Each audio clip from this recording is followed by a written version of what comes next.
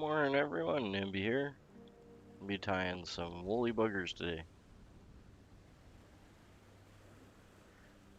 First one I'm gonna do is gonna be an olive green. Morning. Just be 1 sec, get the rest of the stream set up here.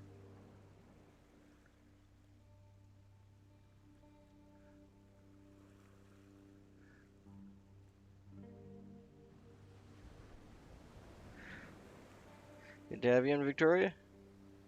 So we're starting off with a size, what do I got here? Size 6. A little bit of everything, to be honest. There's a number of new members that came in and they were asking about new flies to tie, so hopefully they'll drop in today. This one's going to be, as far as the bead head part is concerned, it's going to be a pretty classic woolly bugger. You can definitely tie it without the bead head, just add some weight and directional movement. So the bead is a 4 mil. You can use 3.8 or even 3.2 if you want to go a bit smaller, depending how much weight you want to add. You can even use a hollow bead on there so it's not as heavy. This one is pretty substantial, it's pretty girthy.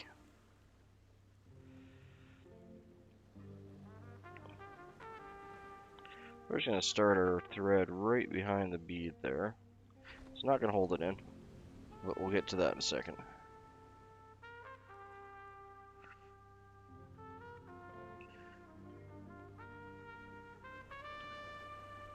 Now we're going to bring our thread all the way back and make a nice thread base.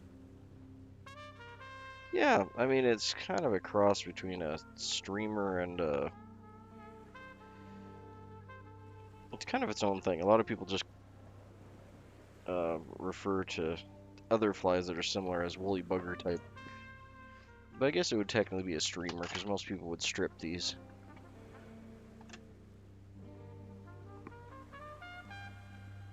And most of the time they're tied on a streamer style hook. In this case it's an Aberdeen, what did I say, size 6?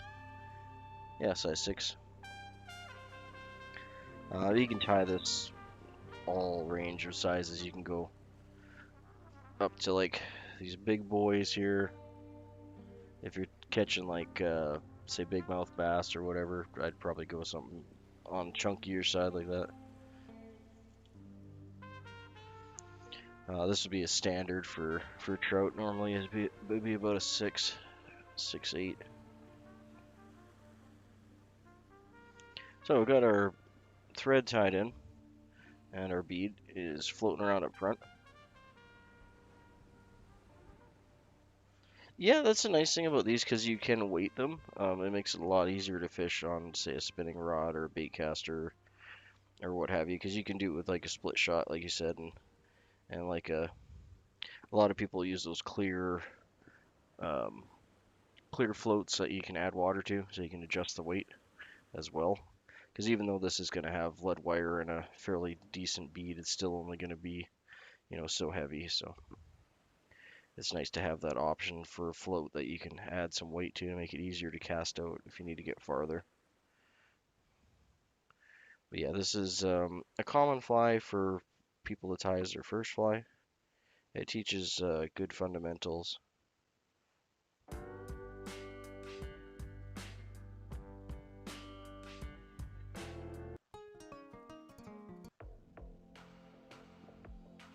Sorry, just changing the music there, not in the mood for that one. Alright, so we want to add some more weight. You want to add the weight to this section of the fly more in the front, so when you're stripping it, it'll do the bob and the dive.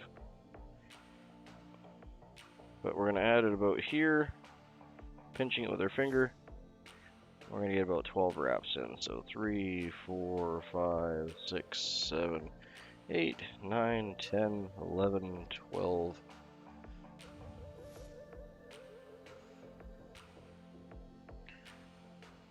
And you can either cut that off or just break it. You can use a thicker lead too. This is definitely smaller than I'd normally use, but it is a 10 or an odd 10 or an odd 1. Once you have that wrapped in, you'll have a little Pretty sure it's showing up on the camera there. We have a little tail piece. You can just wrap that under. I like to leave it on until I get it. Gives you something to spin on, and what we're going to do is push this forward so it goes into the bead there. Now if you're having trouble with sliding it forward, you can definitely do this without sorry, brain's not making words proper. You can definitely do this before you put the thread base on. A lot of people will, and then they'll wrap their thread up to bury it, but we're going to do that in a second. So yeah, you can wrap, if you wrap this on your bare shank, you can position your lead much easier and won't catch on the threads. The benefit of doing the thread first is that it does catch, so that it doesn't move around as much on you. Okay, so we're going to leave that like so. And there's a whole whack of different types of maribou. This is a select maribou. You can see how beautiful and massive and long it is. Not the kind of thing I would normally use for woolly buggers, but you definitely can if you're tying some big stuff or you just want premium quality. These are huge and they're beautiful. For this type of fly though, I would just use what's called a blood quill, which is your most common. These are the ones that come from like the armpit of a turkey. So we're tying an armpit hair. You see how floofy it is? Your next type of... Do I have that in olive? No, I don't have it in olive. So your next type of maribou would be this, which is your strung maribou. It's kind of in between, as you can tell by the size, in between the... you can see all the bottom quills there.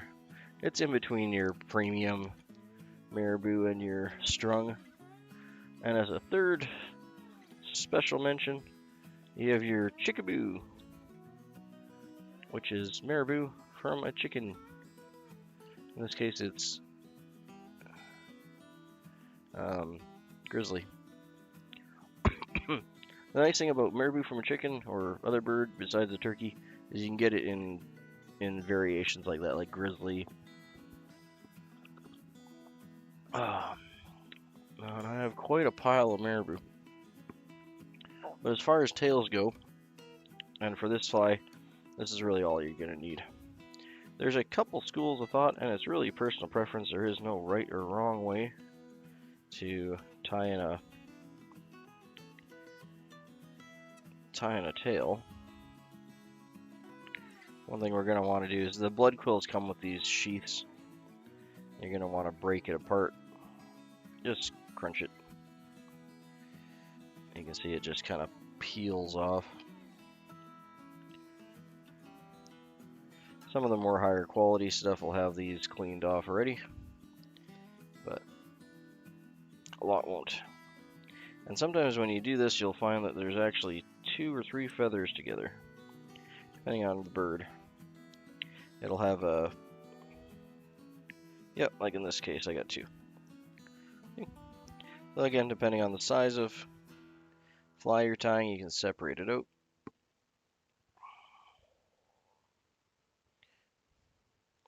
One of them is, I wish I had one. Here we go, I do have one. There we go. So what that is actually this. So this is a olive from a, this is an olive from a,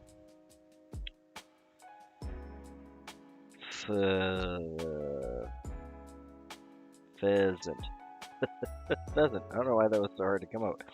But a lot of birds will have an under feather, just for protection, for warmth, and it'll be attached to the other feather. So in a lot of maribou, depending on what kind of bird it's sourced from, you'll have this. And you can either leave it in, or you can take it out. That is basically like a type of maribou. If that's all you had, you could even strip these off and use the fluffy sections from feathers if you don't have any maribou, and tie those in. Not ideal, it would definitely work though. So There's our stripped off under feather. And there's our actual maribou feather. See if I can get those to be beside each other. There you go.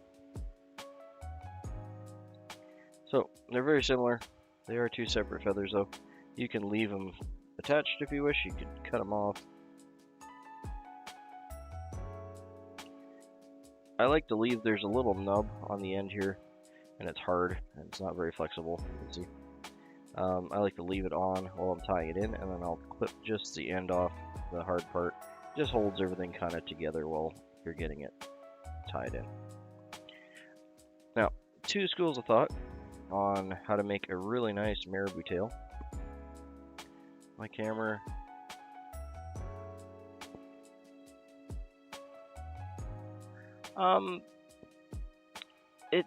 They move very similar, so adding more is not going to give you. Sorry, I'm just going to try and bunt my camera over a bit here so we can get more tail action. There we go. That'll work. I tried to give myself enough room, but clearly I still don't really have a full amount of room, do I? Well, that's going to be about as good as I can. If I back it up, I'm probably... I'll see if I can get just a hair more. There we go. If I go any farther, I'm going to be out of focus really bad. That'll have to do. Okay, in either case. Yeah, the two of them, like, it is basically the same feather. They go from the same stock. As far as wispiness goes, the underfeather might be slightly wispier, but I mean, it's marginal. What's handy though is you can save these, and if you're tying smaller ones, you'll get they are, let's see if I can line them up. You can see they are same size. The fronds can be a little bit wispier and a little bit more movement than the top one, but I mean, dollars to donuts, they're pretty much the same. But if you're not tying this in with the other one, just, you know, keep it, put it in a little baggie, save it for if you're doing smaller ones. If you're doing, like, say size 12s or what have you, keeping these little guys is handy, because like tying this on a, do I have a size, I don't have any really handy, but you can imagine this hook being, you know, twice as small, right, and then trying to tie that clump onto it, and it's just going to be a little overwhelming. Anyway, kind of getting sidetracked with that. But there is kind of two schools of thought with the tying the tail in. Honestly, the one I prefer is to just leave it the way it is. I like the little wispy ends. The other school of thought is to take something pretty sharp, like your scissors. Obviously, you want to be careful. That doesn't have to be anything crazy. Some people use like just a metal ruler. Whatever you got kicking around your tying bench is fine. And what you want to do is pull them forward. And again, because I didn't go quite far enough. There we go. You got all those nice little ends. As I drop my scissors on the floor. 1 second.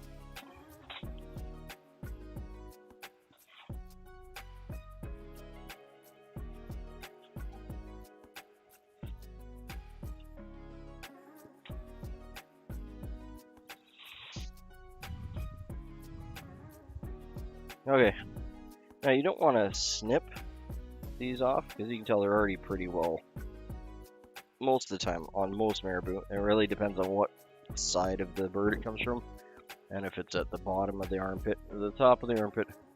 But sometimes this will have a very cornered angle, or it'll be all sorts of different sizes. But a very common procedure is to take this.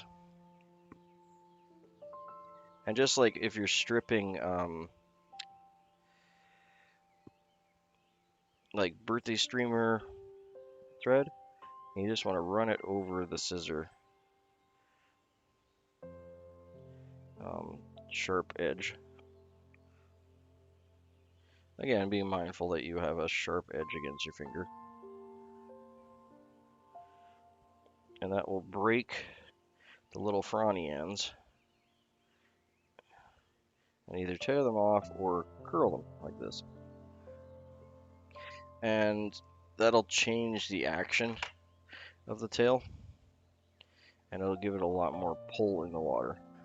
It'll give you a little more oomph. And there, you can see all the ends are now frond up. Yeah, not my personal preference, but it is very common for people to time in that manner. It adds a lot more, I don't know if you can see a lifelike movement, but it adds a lot more movement in any event. I got a couple little pieces of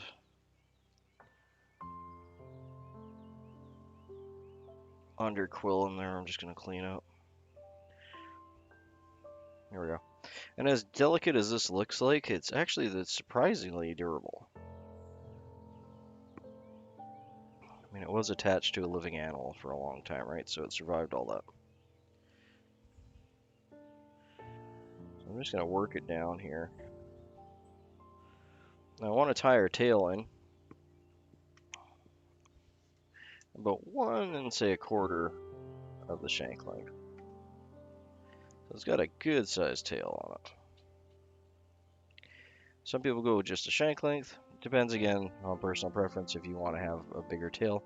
I like to have at least 1 1/4 because they do get pretty trashed and tattered up.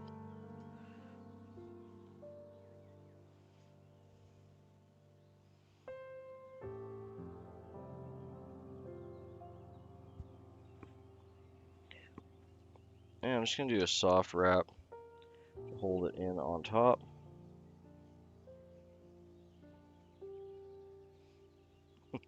My cat is knocking over all my hackle, which we'll get to in a second here.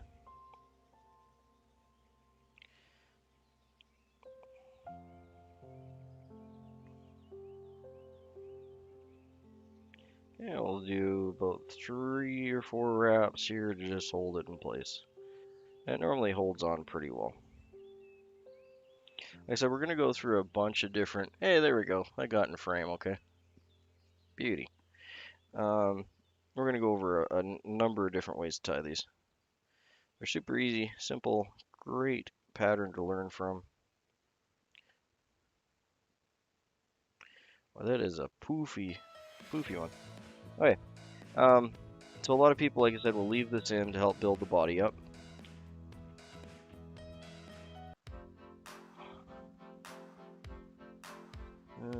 Second here, just adjusting my volume. So a lot of people will leave those in, or leave this in to hold everything together. You can clip it off first because you're going to be generally not using the whole thing, depending on the size of maribou and hook you're using. Now, a common thing for newbies to do is to just sit here at this point, wrap this all the way up to the eye. The downside of doing it that way is you'll typically end up with a very lumpy body, and that's kind of the hard point of this fly, is to try and tie it to the point where you have a nice smooth body. That's really kind of the challenge, really, because any fly, even a simple fly, is going to have its challenges, and that's definitely a challenge when you're new and you're trying to tie this and make it look pretty. So one thing you can do to help out with that is lift up your tag end, bring your thread up. Now you don't want to go right up to your bead, you want to stop it. Let's actually move the bead up where it's going to be. There we go. You want to stop it about a bobbin width in front of the bead, so you got some tying room there. You want to get your chenille tied in there. And what you're going to do is you're going to get just one soft wrap around. So, like that. Okay, so it's just holding it in place. Now what you can do is you can give it a little bit of a tug, and it's going to be nice and smooth on the top there, not all bulbous. What happens when you're tying it in from this point to this point and going this way for a lot of new tires is because your thread's constantly pulling this direction, is it'll go like left and right and it'll try to curl around. So if you're doing it like this, you're tying it in, it's not going to go anywhere, okay? And then you can give it, once you give it a little tug and straighten it out, then you can get a few more wraps in to kind of lock it in there.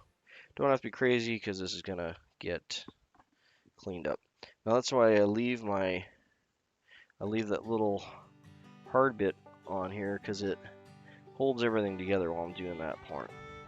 So it served its purpose. It can get yeeted out of there. Yeet! And it's gone. I don't know if there's any use for those. It's just trash, so it's going to go in the trash. I'm just going to throw a couple wraps on front here to kind of bury that part down. Excuse me. Alright, and now we can go back and we're just going to do medium wraps and sectioned apart a little bit. And we're just using this to tie our maribou down on the hook. And then we're going to do the same thing on the way back and just kind of crisscross our wraps.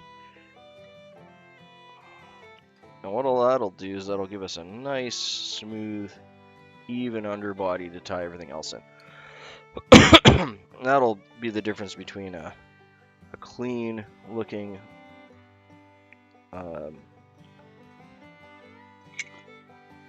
sorry, need a little tea.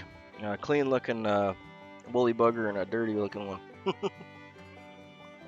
The fish won't care, mind you, but if you want to impress your fly tying friends, you want to have a clean looking maribou. Excuse me. Sorry about that, guys.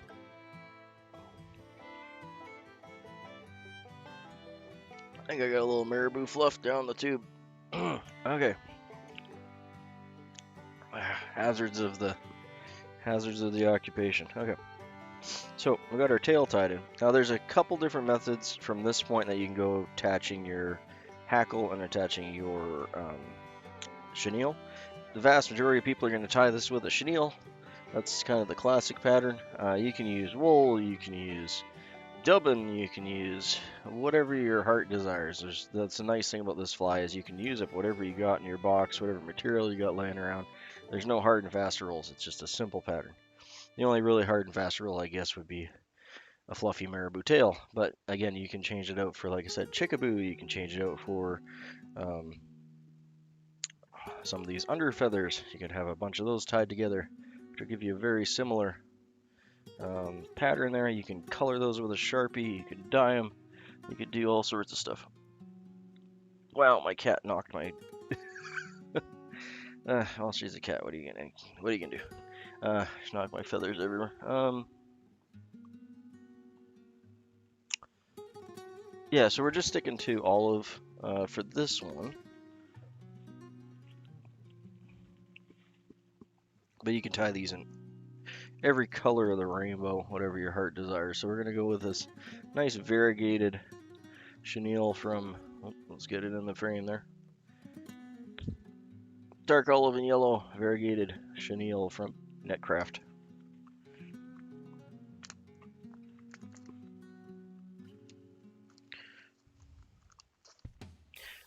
Traditionally, this is going to be just your regular standard chenille size. Some people like to tie them on a smaller variety. Some of them like to tie it on a poofy. Again, it's really up to you what you're fishing, what kind of water you're jumping in. So I'm going to take a couple hand lengths there. So we're going to do 2 or 3 of these. So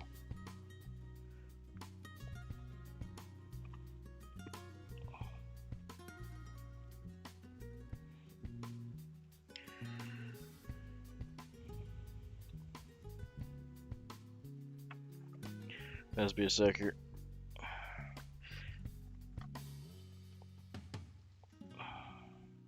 My wife is reaccommodating her computer desk, so I'm gonna have to move some of my maribou.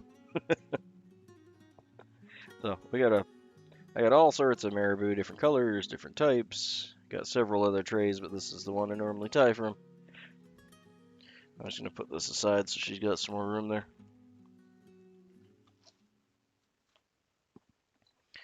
Sorry, got a little sidetracked there. So, chenille. So we're going to take our chenille. Now, normally, when I'm tying in chenille, 90% of the time, I'm going to strip off a little bit of the front here. I'm going to do that anyway, just to show you guys what I'm talking about, and we'll cut it off again. So you strip off the fluff, or a little bit of the fibers off your chenille, and you got normally 2 to 4 strands, depending on your company and the type of chenille, on the inside. And then you would tie it in with the thread, so that way you're not making a bunch of bulk. In this case, we want to actually tie in our chenille just straight up. Now, saying straight up, you do want to remove the loose bits, so you're not got stuff floating around on your fly and you end up with a little bolt spot. So just loose bits. Okay, we're going to tie that in right up against the bead here. Now the other thing you want to do with a Wolly Bugger is you want to have it so it goes to the back of the tail, and you want to tie it in the whole length. That will again help you with an even body. A lot of new tires and just ones that just want to make a quick Wolly Bugger, we'll tie this in. I'm just going to use the butt section as an example.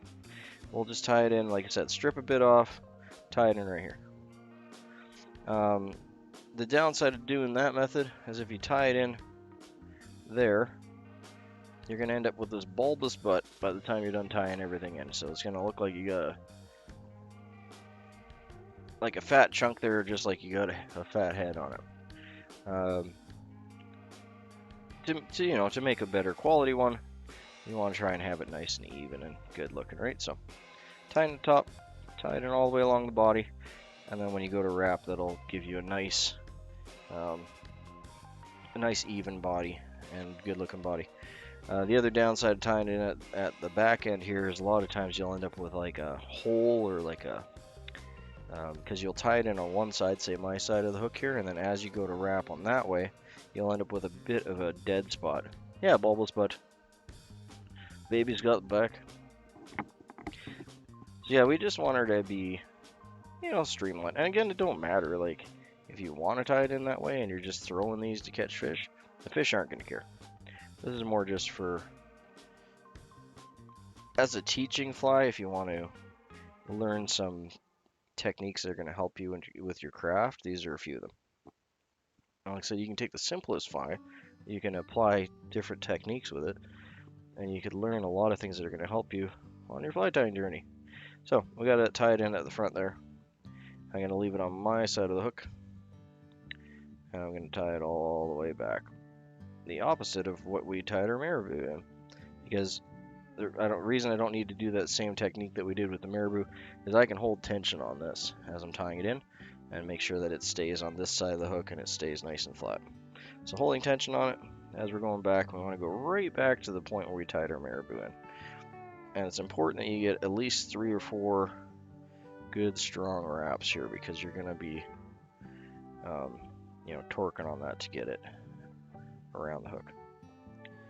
And don't do what I did and just drop everything and let it coil together. Okay, well, once you get that tied in, if you have a material clip, use it, because this will come in handy. Again, you want to try and keep everything neat so you're not frustrated as things are wrapping around you, because we're going to get a few things tied in here. Alright, so the important part of getting at least 3 or 4 wraps there, you can see I made a little thread collar, is that those are going to bind on each other. If you only get 1 or 2 wraps there, and then you start to twist this, and as you pull on it, this is going to have enough torque on it to just basically undo or loosen those wraps. So you need to do 3 or 4 wraps so that they bind on each other and lock themselves in, so that this isn't going to pull out or move when you're pulling on it. A lot of newer tires will do that, and then it'll almost unwind their body as they're going up with it. Okay, so the other option too is to sorry, brain shut off for a second there. The other option at this point too is to tie in a wire, but we're going to do that pattern after this one. Trying to think on whether I want to go with a. I think I want to go with a grizzly hackle for this one.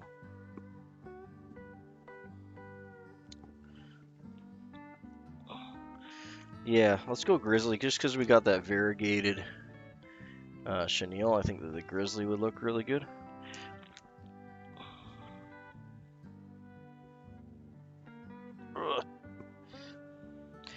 One nice thing about this pattern, or many nice things for newbies. Sorry, I just gotta pick up my feathers because the cat knocked them everywhere. Okay. So most new people that are tying, if they're lucky enough to have a cape, are probably going to have one of these, which is a neck cape. So you can see if I can get my camera in the right angle, you see that how it's got that nice taper at the top and then gets wider and wider and wider and wider, and then big and poofy on the back. This one's rather large for a neck cape, but you want the larger feathers for the bugger. So if you're going to, you want to grab the feathers from the side top of your cape, because these are going to be the thickest and longest typically, or long enough. The size that you want to go with is going to be at least 2.5 times on the hook, because you're also going to be wrapping the maribou, and that's going to add some width to the hook, so you're going to lose about half a hook gap right at that point. So you can size for 2 to 2.5 of your hook gap length. So we want the fronds to come down to about here. Now, if you're lucky enough, or you have one, you'll want to have the feathers from a saddle. Those make a little bit better wrapping, and they're just better shape. They're typically called like a spay hackle. Sometimes they sell them as bugger packs, but the ones you're looking for are, again, a little bit more, not quite in the center, but just kind of on this side patch. So if this is the top, you want them kind of just coming off here. Okay, they're going to have a little bit of a curve to them, but those will typically be the ones where they're a little webby, but they have that length and they have that girth that you're going to need for the woolly bugger. And they do sell like bugger packs, and they have specific breeds that are bred for buggers.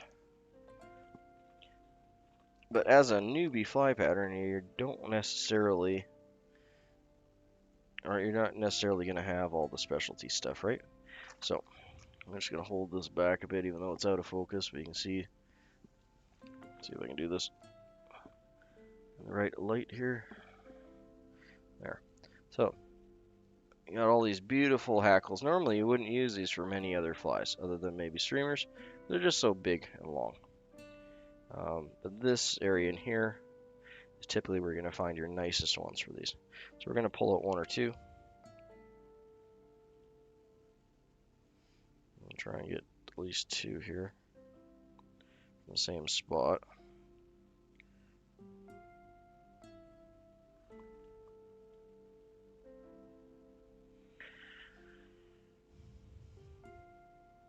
Sorry, this can be a bit of a challenge sometimes in one hand. Just give me a second.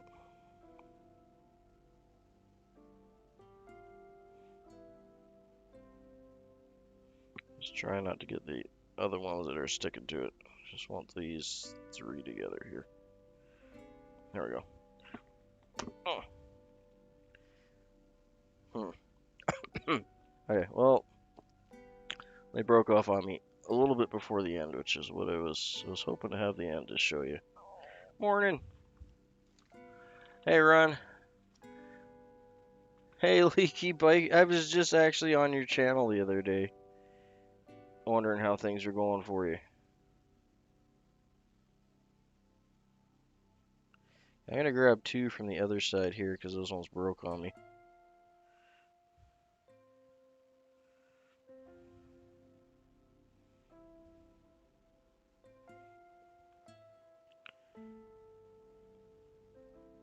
Sorry, I'm not sure why they're having so much trouble getting these to stick together. Come on, buddy. You want to become a fly, don't you? There we go. And normally it's not a big deal if they break off like that because you're not going to be using the under stuff anyway. You're going to be um, trimming that off. Ugh, there we go. Okay. All right, let's put that guy away for a second. There we go. It's a beautiful saddle too, by the way. Okay, so I can just actually show you what happened there. It's not going to affect the fly. I just wanted to have proper demonstration on. Okay, so these are in essence the same.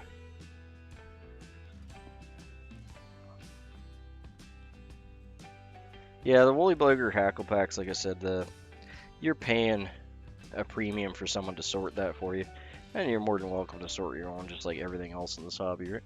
Okay, so these are the ones that broke on me. You can clearly see where they broke, which really isn't a bad spot to break. Honestly, I would be breaking them off about there anyway. Or that's the usable portion. So, not a huge deal. These are perfectly fine. We'll tie some buggers with them.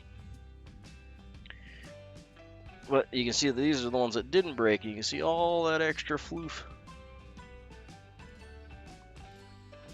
Hey, Valhalla, good. Good luck on that, mate. I really hope that goes well for you. Remember to keep your head on a swivel, bring a flashlight with you. Check all the places that they don't necessarily want you to be checking.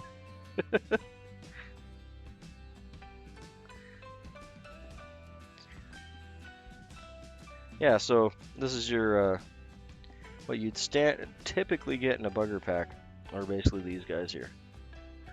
So you can take them off your own capes if you want, and like I said, these aren't really used for a lot of other patterns just because of the size and girth. But if you're making streamer flies, these are great for like along the side. If you're making Mohicans, you can tie those along the top. There are quite a few other uses for them, just not for your standard small little trout fly. These are going to be pretty big unless you're using them for legs, tails, that kind of thing. So we're going to put these three here away. Well, actually, you know what? I'm going to use we'll use one of these and just save the other ones. We'll use all 6 of them anyway, so it don't matter. So now a lot of people, the other kind of pattern that we're going to be tying is we're going to tie this in up front here and then wrap backwards and then secure it with a counter wrap thread or wire. Oh, I'm so glad that worked out for you, Valhalla. No, all good, mate. That's important, man. That might set you up for a good while. So I'm really happy that's working out for you and that I could, toss you a useful bit of info there and get you on the right track. That's important. I'm really happy for that. So, we're always here, mate. You can always drop in next time. It's not going anywhere. We'll be happy to have you in tomorrow or the next day or what have you, and you can tell us all about it. Hey, Matt's back. Good. We're doing Wolly Buggers for you today, Matt. You're one of the ones that I wanted to tie these for. Feel free later to catch up on the start of this. We basically just got the tail and the body in, but we're going to be doing several of these, so feel free to watch that. It'll be on my channel, so you can check it out later. So just stripping these off. There you go. Yeah, if you haven't liked or subbed, throw a like in there. Give me a sub.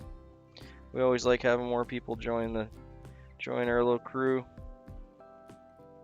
our little fly tying den. So I'm just gonna strip off all that junk on the back here. I'll probably end up using. Normally you end up using when you're wrapping about twice the shank length, so to there. So we'll probably end up about here. So this bottom piece I might not end up using. But that's fine. It's better to have a little bit longer and a little too short. So now what we're gonna do is we're going to tie this in kind of backwards to what you would normally be doing. So normally you'd tie it in here, and then, here, and then wrap back, or here and wrap forward. But remember that the feather is wider here than it is at the tip. This one's pretty even. This one's pretty cool that way. A lot of them you'll have more of a taper. Just lucked out with that pole. That's another reason you want to pull them from that area, is you have a little bit less taper on them on a saddle than you would on a cape. You're going to have a lot more of that taper, which is fine. It's a style of the bugger, so like if you want more taper, then getting them from a cape is going to do better for you. Sorry, got a little sidetracked there. Gonna tie this in tip first,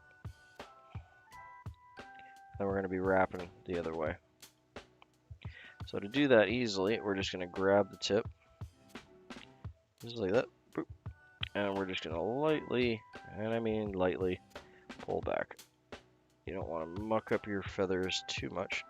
You can pull all the way back if you want. And that'll stand the fronds out. Two reasons we want to stand the fronds out is we want to size them.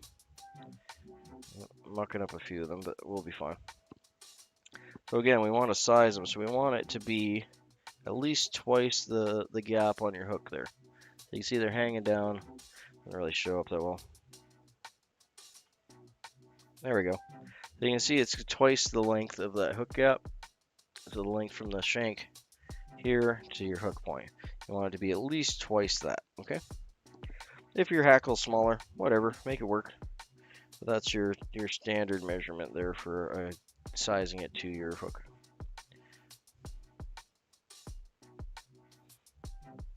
Now, once we have that little tip out here, we can tie that in, and we're going to tie it in all the way along the hook here just to secure it. So we're just going to wrap it right there.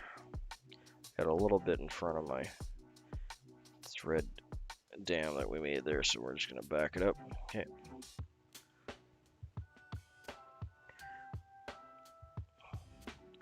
And we're just going to tie it right in along the top. Again, trying to keep that nice smooth body. And that will also help you from it pulling out, because we got that whole thing in there.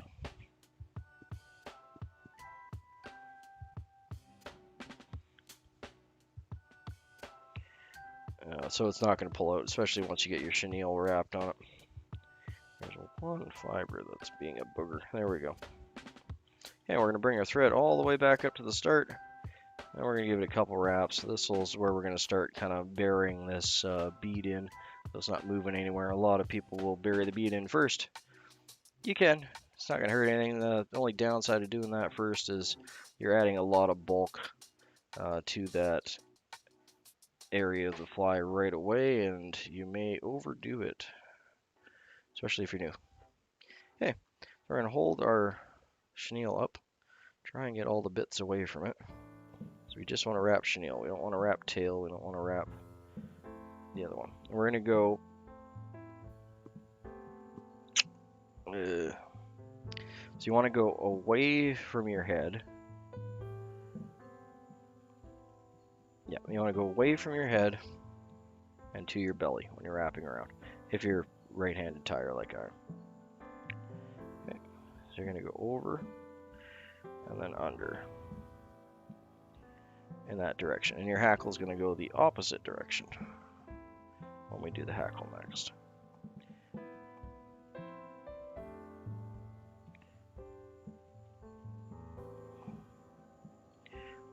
Hey, you can be all fancy and use your rotary at this point if you want. Oh, no worries. Good luck on your trip, mate. Hopefully you have some luck. We want to have this nice and floofy.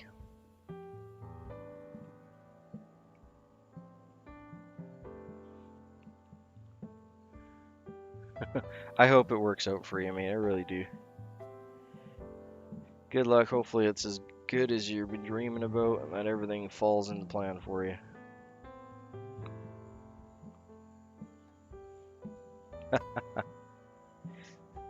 Okay, so one good thing to do is to leave, we'll say like a bodkin width before your head here, so like 1 to 1.5 wraps.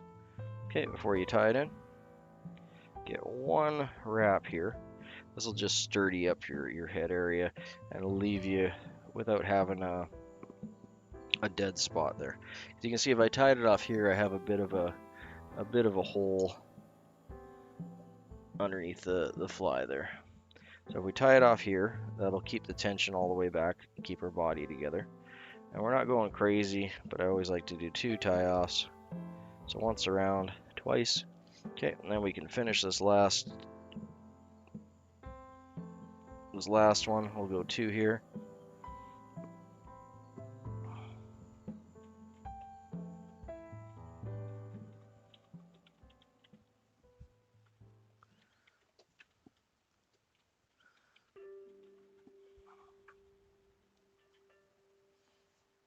Yeah, good luck, Valhalla.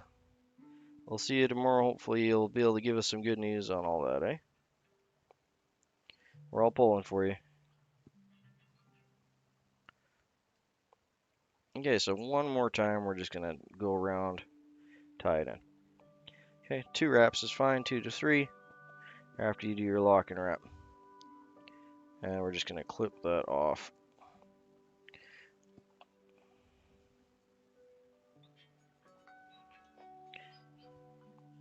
Yeah, you were saying you do that with your dad. That's really cool.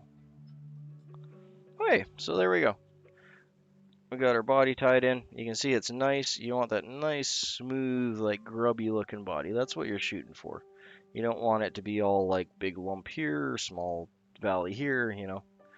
It doesn't have to be perfect, but like, you know, shoot for that.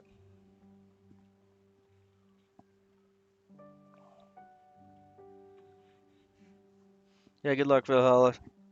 Hopefully everything works out for you. Okay, so now we're going to do the fun part, or at least a lot of people consider the fun part. So before we went around to our belly, and now we're going to be going back to her head, okay? And the reason we're doing that is we're counter wrapping, so that we don't necessarily get this stuck in every whole wrap that we made with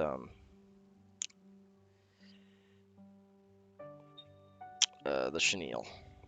Okay, we want to get one wrap right around the base there. Actually, I'm gonna see if I can. This particular feather. Yeah, I mean, you could use a brush or a comb. There's not a lot of point because the whole idea of this fly is that it's a bit of a messy, hence the name Wolly Bugger, right? So you do want it to be a little bit on the floofy side.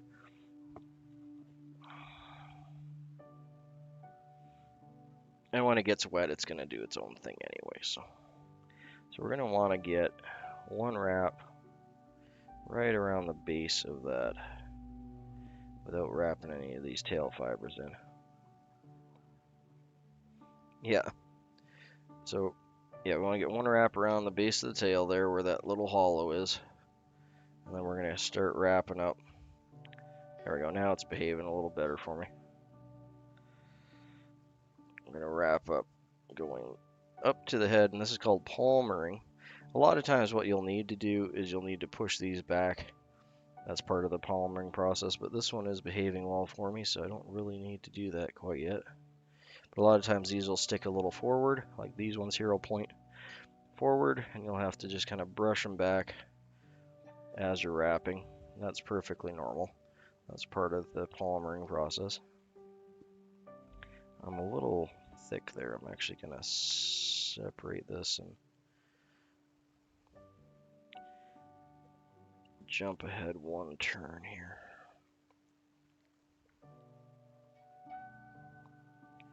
There we go.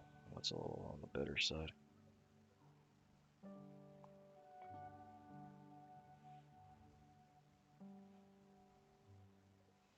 And as you get to this softer stuff, you're gonna have to do a bit more of that palmering technique like I was talking about.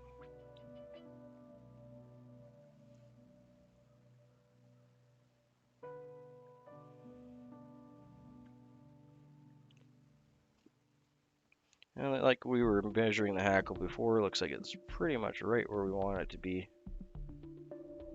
And traditionally you want to have your thicker end of the hackle ending here so that there's a bit of a taper from the head down to the butt. And we got that wrapped up right to the head. That's perfect. And if your hackle's too big at this point, you can just trim it off before you tie it in. You can tie it in, then trim it off. Whatever turns your crank and works for you is perfectly fine.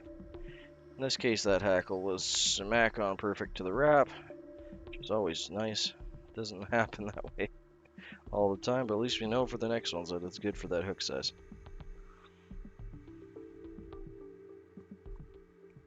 Now, if you have one that's too short, it's a little bit more work, but you can definitely make it work. You can tie it in, and you tie it into the thick point, and then you tie the other one in. Instead of going from your thin point, or the point of the feather, you can tie in butt to butt, and then finish off, and you'll end up with a bit of a more rounded bulbous hump, but it'll still look really good and fish well. So if all you got is a small cape and you don't have feathers that are long enough, which can be definitely an issue for new tires, because you're building your supplies up, right? Then yeah, just tie in 2 feathers. There's nothing wrong with that whatsoever. It's a little bit more of a challenge to do, but nothing you can't accomplish. That's pretty much our kind of standard, box standard, simple, bead-headed woolly bugger. And I'm happy with that guy. He looks really good. So I'm just going to make a little bit more of a thread collar here. Some people like almost an invisible thread collar, where you can't see it at all. I like somewhere in the middle where I like to see my thread. You can also, at this point too, when you're making your collar, you could tie that off. And if you want to adjust these, you can put a colored collar on, not for the fish necessarily, but for yourself. So for instance, I could do this as a red collar, and red would signify to me that I have lead in there, that I've leaded the fly. And I could have a yellow collar that would signify I didn't put any lead in, and that this is a light bead. So when they're in the box and they all look the same, you can tell like, oh, okay, my ones with a slightly red collar are the ones that are weighted and they'll be heavier, and the ones that are yellow are lighter. Vice versa, you can use that for all sorts of different flies and different techniques. But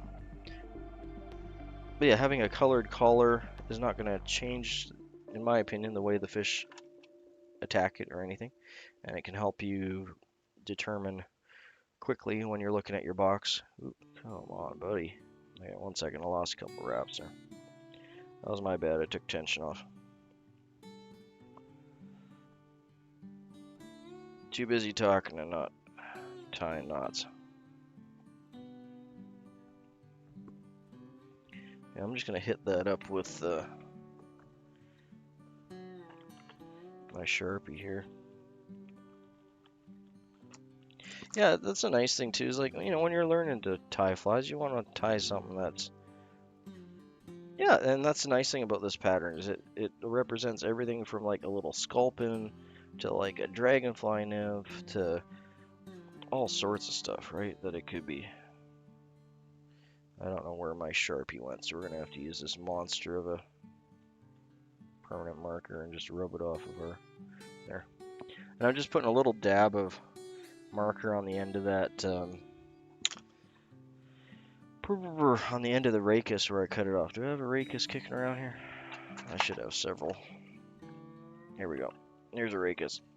So the rachis is this hard part of the feather that all the feather is attached to down the center. And when you cut this off, when you're tying it in, you almost always have like a hard little stub when this is cut off, sticking out like that, and it's super annoying. And new tires will try and bury it in with their thread. They'll sit there and cut at it with their scissors and end up cutting their thread and have to start over or muck their head up. And it's just a constant frustration for a lot of new tires. So it's just so much easier to just grab a little black Sharpie marker, whatever you got around, and just put a little dab of black on it, and it'll just disappear and you can't see it anymore. Like I'm not sure if you guys could see it on the camera angle he had, but you could plainly see a white shuck sticking right out. You might see a little bit of it there, but just that little dab of black, and just poof, it just disappears. You don't have to worry about it anymore. This is my super high-tech fly tying half-hitch knot pen tool that I've had forever. And this is great if you have just like an old metal pen. A lot of them come out this size, and they're the perfect size to go over top of beads and that. If you're using a regular half-hitch tool, another frustration for new tires, it stops right here. You can't, it's hard to get it over the bead. So empty out a pen, make yourself a tool. You could even just use a straw. I mean, it doesn't have to have that slight taper, that just helps. Okay, so once we got that in, we're going to do our whip finish on it. So I find my whip finish tool. There we are.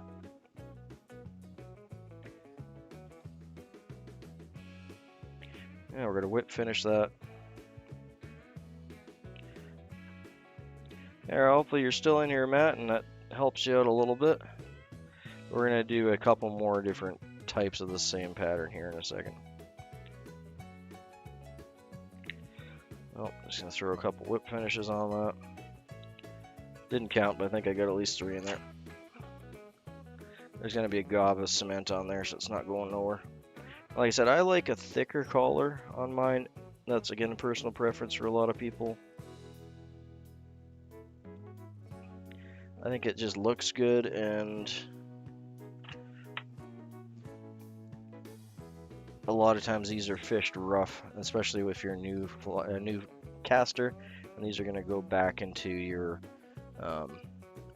trees and bushes and rocks and all sorts of stuff.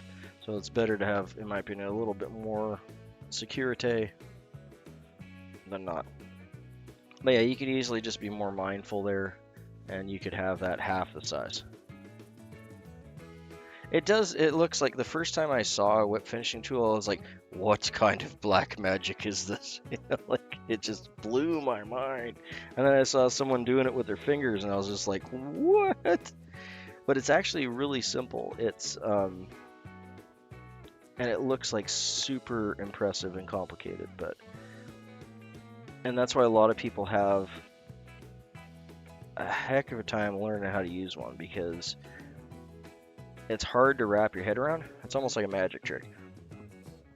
But really all you're doing is you're doing the exact same knot that I just tied with the pen. You're just doing that same knot over and over and over again. Every time you rip it around, it's making a half hitch. So if you don't want to use a whip finish tool, you can just put multiple half hitches, just like I did with the pen there. Just do it over and over again.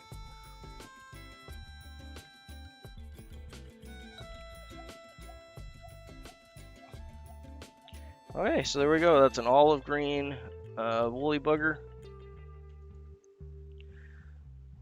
So we got an olive green Wolly Bugger, maribou tail, variegated chenille, olive green and yellow, medium for the body. We have a grizzly hackle, palmered hackle body, a lead-lined weight in the body in the center there, and a brass 4mm bead. And the hook size is size 6 in a Aberdeen style hook.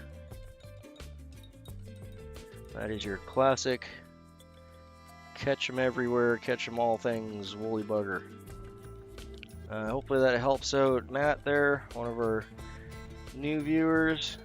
And I know that Robert is also starting to tie these too.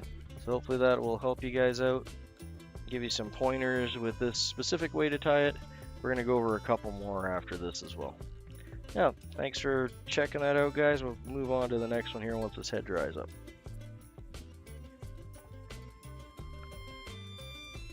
Just going to actually rotate that a little bit longer. It still looks a little wet. But yeah, I wonder if I can show you how that works with the piece of chenille here. Yeah, let's yeah, all good. You'll probably have to watch it a few times, to be honest with you. But that's all part of the process, right? So, I'm not sure if this is long enough. I might be wasting my time. I might have to get a longer piece. But basically what you're doing with the whip finish is this is your thread and this is your hook here. Is you're wrapping it around, and there's two pieces, and what you're doing is you're wrapping it around the previous piece. I don't know if that makes sense for you. Like that. I don't have enough tension on here to do it. Yeah, this piece is just a hair too small. But you can see, if I get enough tension. There we go. Oh, almost. It's sliding on me, but I think you get the idea. That is basically the knot that it's tying is right there. I got it in frame-ish enough. You can see there, I'm pulling on it and it's staying. But if I pull hard enough, it's come because I don't have enough wraps. So that's why you do 3 to 5 wraps. And all that's doing is it's continually wrapping. As you get better with your whip finishing, you can do the same thing with your fingers too. But what's actually happening there is you have your lead line over one side and then your wrap line over the other, and it's wrapping around the lead line as you're going back. So you'll see a lot of people just whipping the whip finish off, and I'll do that too. Yeah, like a lot of times I'll just whip it off because it doesn't matter a whole lot, especially if you're varnishing it after. But to do it properly is you want to make sure that as you're wrapping it, you're slightly moving it forward or back so that your wraps are moving cylindrically along so they're not piling up on top of each other. It'll still end up knotting, but if you move them back just a thread length each wrap, you'll end up with a much more secure knot than if it's piled on top of each other. Just like if you tied a whole bunch of half hitches, you don't necessarily want them all on top. Like if you're tying your shoe, and you just kept tying half hitches on your shoe, and you had a whole bunch, like it's just going to be a wonky. It's not any stronger at the base of the knot. They kind of pile on top of each other.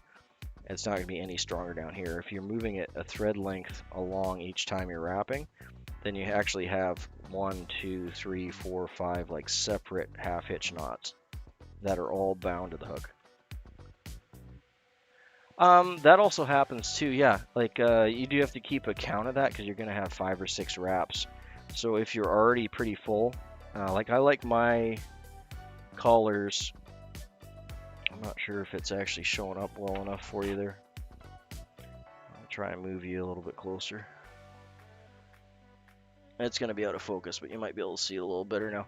But you can see that this collar, I don't really want to touch it because it's still a little wet, but the bead top is here, and the collar is just minutely 2 or 3 thread wraps below the top of the bead part. So that's where I like my collars to be. It stops them from pulling back this direction or pulling this direction.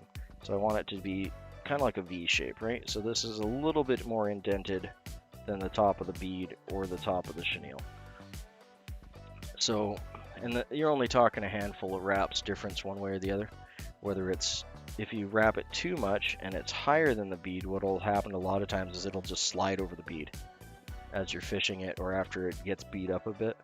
As long as it's lower than the top of the bead and the top of your chenille, it'll generally stay right where it is. So that's where I shoot for. Like I said, I do like a thicker collar there, but we can do the next one we do. I can do we'll do a completely light collar that you can't see at all, and it'll just be hidden in there. And you can take your preference, whatever you like. I like the thicker collar. I think it looks cool with the bead. It gives it a little bit of a black to shiny contrast.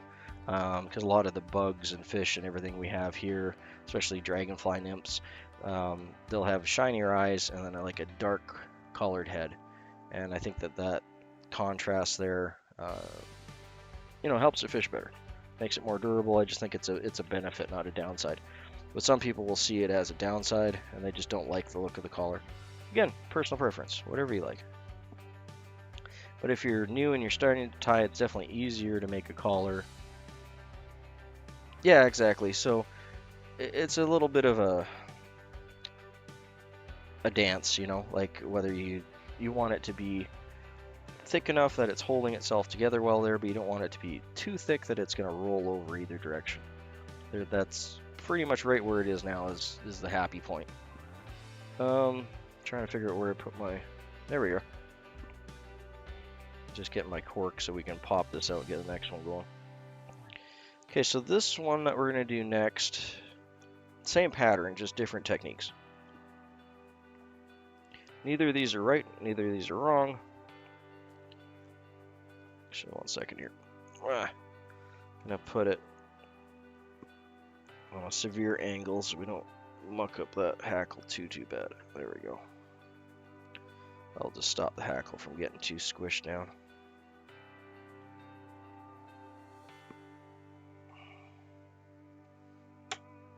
I want to do one of these with a silver bead, but we're not going to do that till we get to the end here. Excuse me, let me get some tea in me before it gets too cold.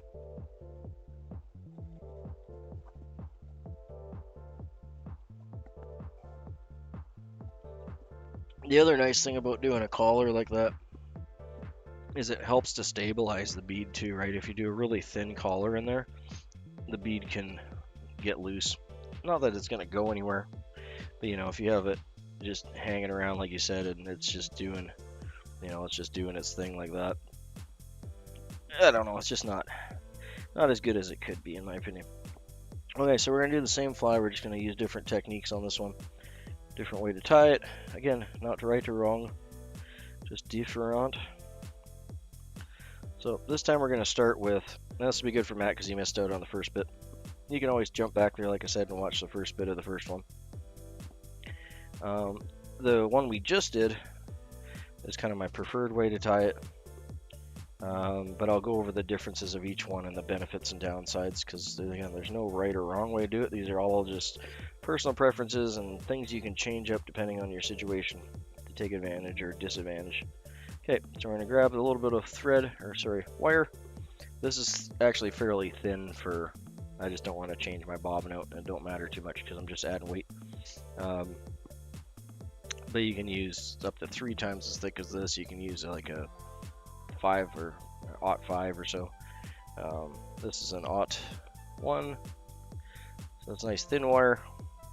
This is just lead wire, but you can use, if you don't have lead wire for fly tying and you're starting out, just use some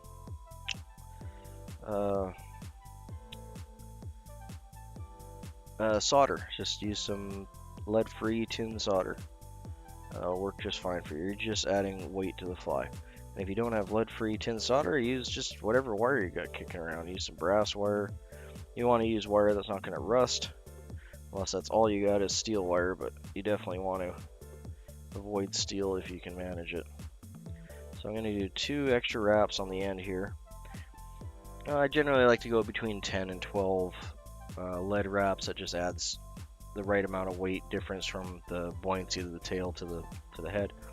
If you're using thicker wire, you know, adjust however many wraps you think will work fine for you. I'm just going to get 2 more in there, and then we'll, most of the time with lead wire, you can just pull on it and wiggle it and it'll pop off. You don't need to use your scissors. I don't buy into, because I sharpen my own scissors, I don't buy into the myth that cutting soft wire like lead or brass will wreck your scissors.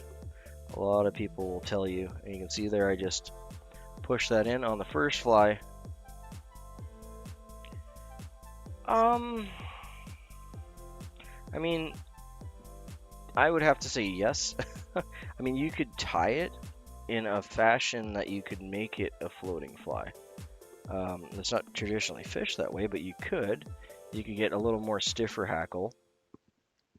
And if you're lucky and you used a floating, instead of a chenille, you used a... 1 second, I'll grab one. You could use a floating... It's not going to be the right color, but just hold on.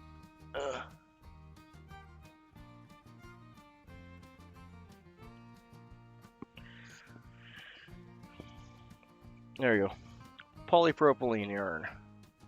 That's a floating yarn. You can also use Fentex, which is basically the same thing. You can pick these up fly shops, but you can also get this absolutely dirt cheap at like any craft store. They sell it as slipper making yarn, so people use it to knit slippers and other patterns, but typically they use it for slippers because it's extremely durable and it's waterproof, hence the floating part. So you could use that as a body. Now the maribou tail is going to absorb a lot of water and it's not going to want to float. So you can switch the tail up for chickaboo that we were talking about earlier. I'm not sure if you... One second, I'll grab it. Sorry, I got my stuff kind of all over the place here. So you can switch it up for chickaboo, which is maribou from a chicken. Oh, crazy name, eh? This is your natural colored chickaboo. So if you're using chickaboo,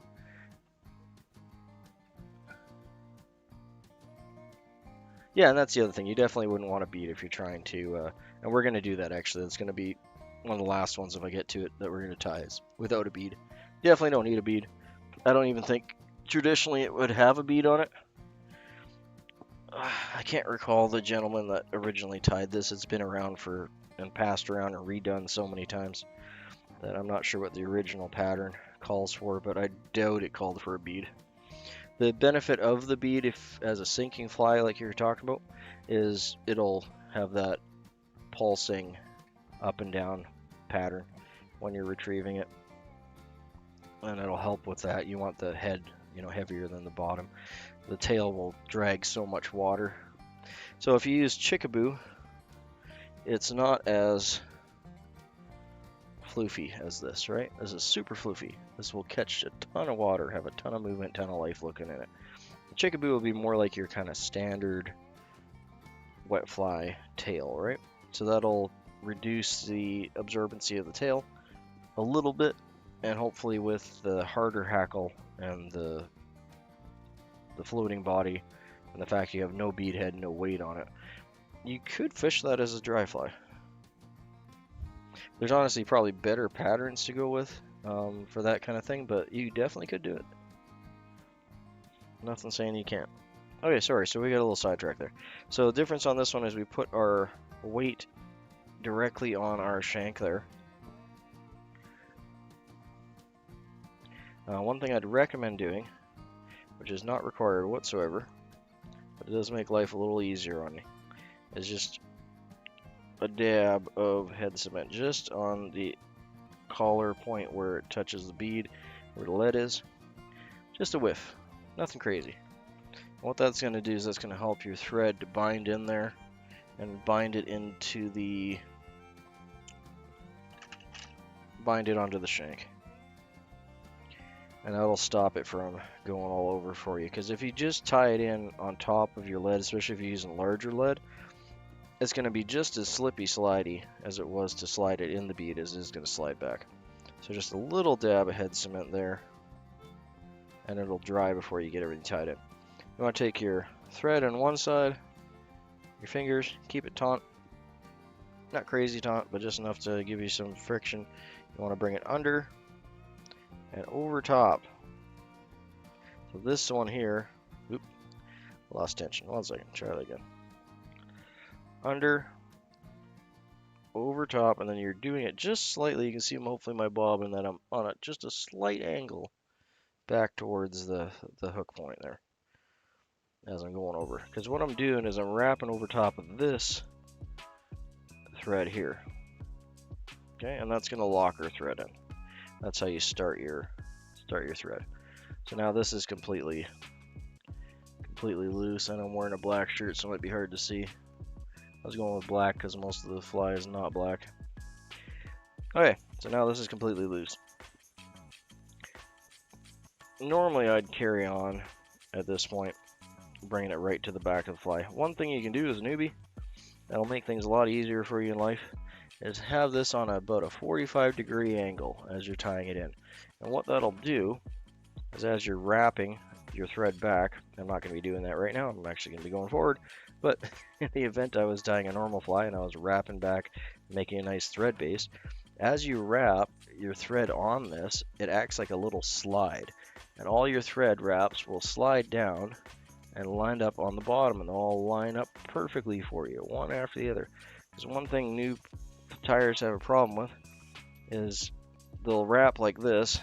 I'll just have it loose there, and they'll wrap like this, and it'll be kind of all over, and it'll do some here and some there, and you'll end up with like thick patches and thin patches, and it's just really hard to get that nice looking, like you see everyone on Instagram making these beautiful fly bases it looks like a machine and they're just whipping it out super fast speed because they're speeding their camera up.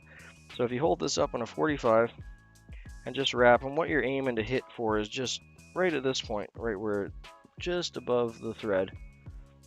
And it's not going to be perfect, but this will help you get a beautiful even thread base all the way along, like that. See, I got a few little holes in there, but you can always tighten them up a bit too by just giving it a little tug if you haven't gone too far. Yeah. So again, we're not making a thread base. I just did that for demonstration purposes. It wasn't really the direction we were heading, but it's not going to hurt nothing either. So we'll just cut that off and leave it there.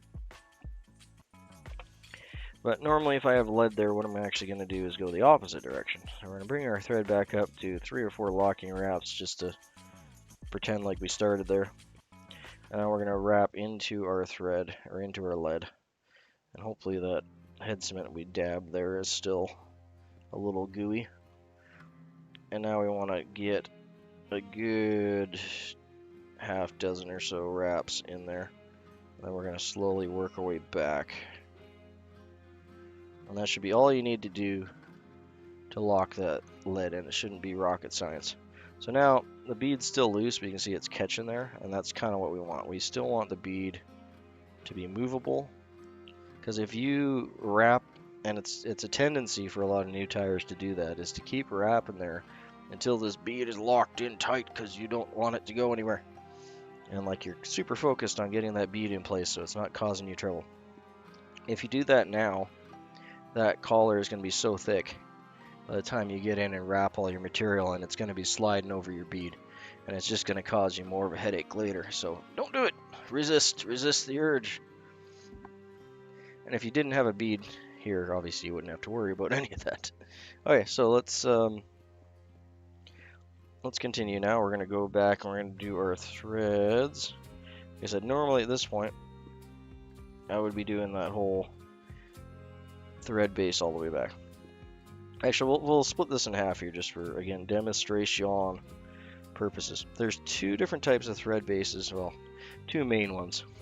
There's 2 main thread bases. You have your solid thread base here, which is good if you want a consistent, smooth body. So if you're making nymphs, paragons, anything where you're going to be wrapping a synthetic or like a vinyl or a even a little bit for grub worms and things like that, anything where you're going to be wrapping a synthetic over top of this, you want to have a full thread base like this. So from one end to the other, it's solid thread, it's smooth. And when you're done that, actually you want to get a burnishing tool. I just use my bodkin. You can use really anything you got there that's smooth. Biggest thing is that it's smooth and has no burrs on it. And then you just do that and just rub it.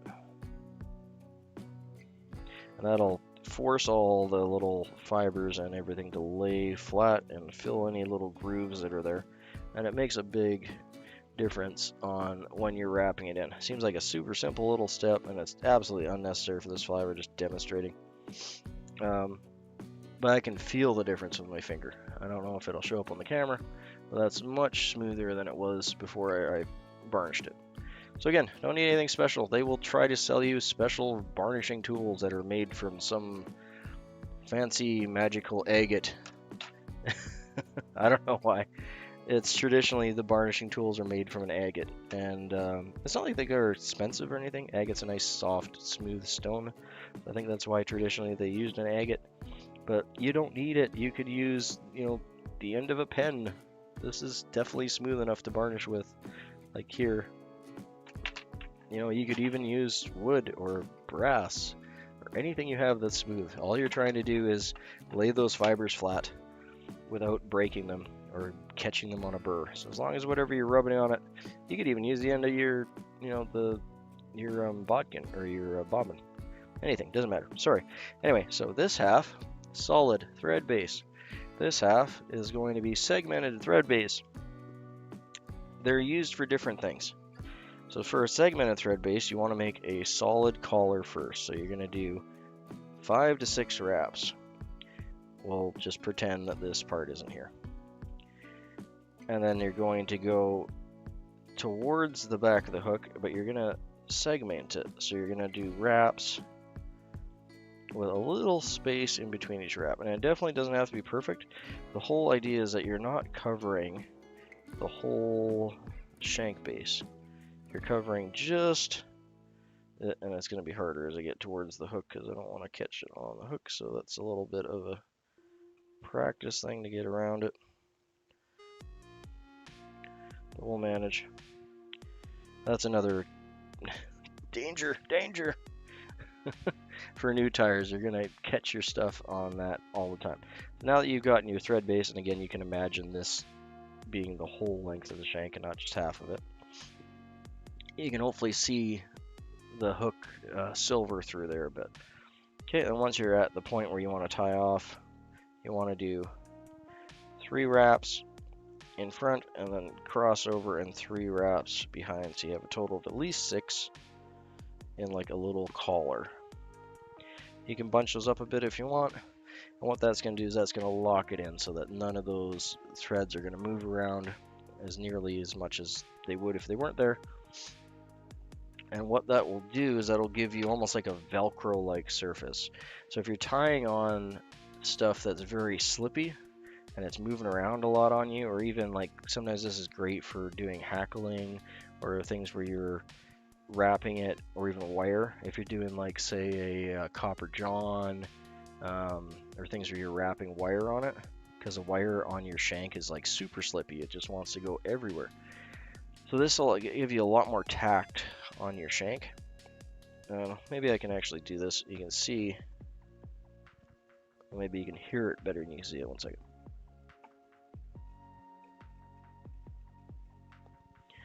And then if we do the other side,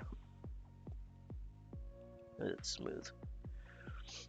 But this here will just act like a bit, I think it's kind of self-explanatory that you have a little more grip here than you would here. It's smooth. So those are kind of your 2 standard ways of threading your body, or your thread base. And the thread base is important because it's just like everything else. When you're building something, your foundation is what everything else sits on. If your thread base is lumpy and blumpy and it's not tight and it's loose, the rest of your fly is going to shift and move around, and it's going to just, not only is it going to look bad, it's going to, or look worse than it could, it's going to be frustrating for you. And that's the major reason you don't want to do it. You don't want to be frustrated, you want to be having fun. So hopefully that works, or is hopefully that sinks in a little bit for you guys and makes a little sense. 95% of the time though, you can just throw your thread on from one side to the other and you'll be fine. But it's good to know these techniques so you can counteract problems that you run into, or you can, it's just another tool in your toolbox, right? So if you're running into a problem, you know, like, hey, maybe I can fix that by doing this. My stuff's really moving around. I'm having a heck of a time getting that to stay in place. Well, try a segmented thread wrap, right? And the other thing you can do is you can just put, you know, an absolute little touch of, like just, especially for something like a copper john, boom, there's a little touch of head cement, and it's going to sit in those little grooves, and when you go to tie your wire in, that's going to squish out in between the wire, and it's just going to lock it right in there. It'll be way tighter than if you just wrapped the copper directly on your shank. Anyway, kind of went on a complete side tangent there, but we got a few newer guys in. Hopefully they're able to pick up some tips from that, and that'll help them out a bit. Where is, need another feather here. Okay, so again, these are blood quills. These are your cheapest, most common maribou. They're going to be beat up. They're going to be a little ugly, but they work a treat for these flies because we're not tying a Grammy award-winning fly here. Oof, that one's big. Let's save him. See if I can get one that's relatively the right size.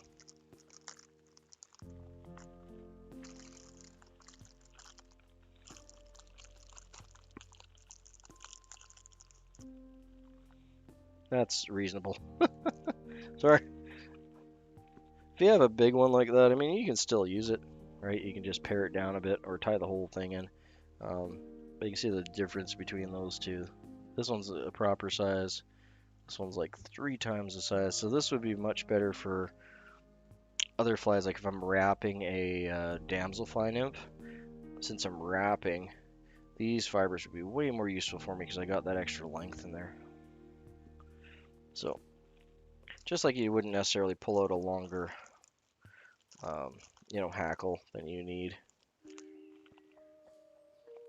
when you would use that for a fly where you need a longer hackle. We're going to save that guy.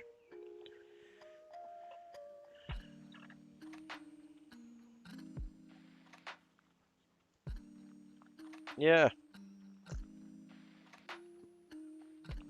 Sorry, just let me get that back in the package there.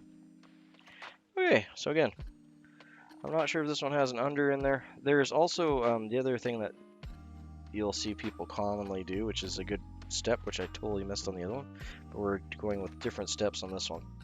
So it does have a center to it. It looks like it's just a ball of fluff, but there is actually a rachis that goes completely through this.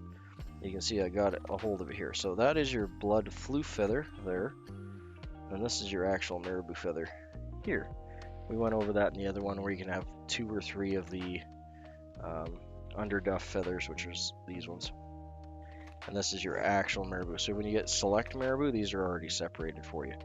And it's a blood quill if it has this big quill on here. Now, I'm not sure the reason behind calling it a blood quill, to be honest. But it's basically a feather that hasn't fully merged yet. So what you want to do, find your actual tip of the feather, pull it off like that. And you can either cut it, or a lot of times it'll just snap off for you. Okay. And if you want to save those for nymphs, you can do that. You can just put it aside. This makes an excellent little damselfly nymph tail. Look at how nice and fanned out that is. Like, that's a perfect little damsel tail. So if you want to hang on to those, just put them off in your use later bin that you never end up getting to. Alright. So we're going to crunch, like I said, we'll crunch up this. It's almost like a masking tape kind of paper feeling.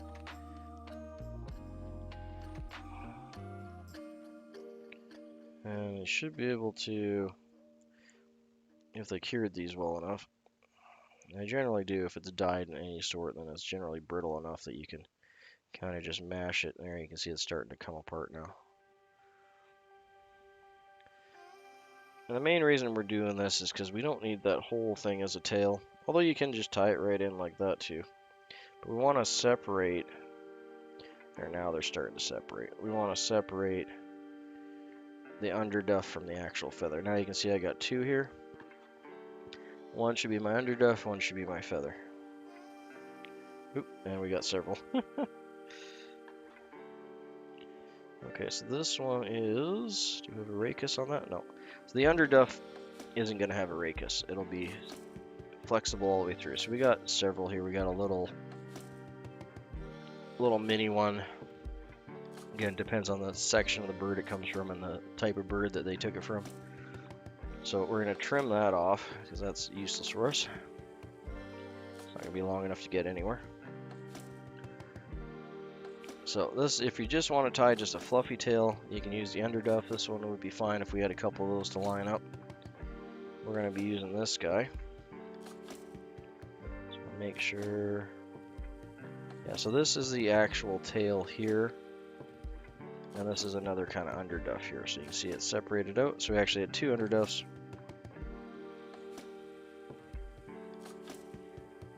Again, I'm going way more in depth here than what's necessary. Because a lot of people will just grab that whole feather and just tie it in as is. There's nothing wrong with that. But this gives you a little bit more control over what you're tying in and what it's going to end up looking like.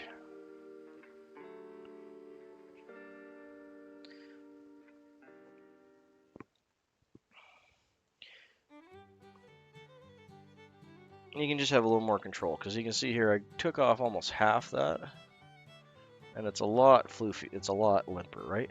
So for me, if I'm doing a leech pattern, these work a lot better for something like a leech pattern where you want that absolute full movement compared to this one where you have the rachis in there, and it's a lot, you can see how it returns back to its position a lot better than the other one does, because it's got some substance to it. You can feel it with your fingers too if you're patting through it, if you've gotten all of that casing off. Feels like I do. Alright, so we're gonna save those two for the next one, and we're just gonna use this one, this clump here, for this tail. Now, what we did last time, we brought all these tips up and we curled them with our scissors. You can use a ruler, you can use anything you got that has a sharp 90-degree angle on it. We're not going to do that for this one. We're going to leave those as is, which is my personal preference. I like the webby look of that. And we're going to go for one, so that's one shank length right there. And we're going to go 1.5. Which is right here. Okay, so that's 1.5 shank lengths. So it's going to be just outside of my camera. There's the end. Just outside of my camera view. Where the other one was still in the camera view. So just a hair longer than the last one. I'm going to do a soft wrap to start with. That'll just help hold it on top. And 2 wraps right on top of it, okay? Now, depending how squirrely your maribou is, you might need to do 3 or 4 wraps to hold it in place. I'm going to do that because it's starting to spin a bit on me. But the weight of the bobbin should pretty much hold it on top of there for you. And you just want to check to make sure it looks good. Another common mistake that new tyers will make is when you're tying in the end of your thread base there that we had, when you let your bobbin hang, you can see that it's right between my hook point and my hook barb, and that's kind of where we want to be tying our tail in.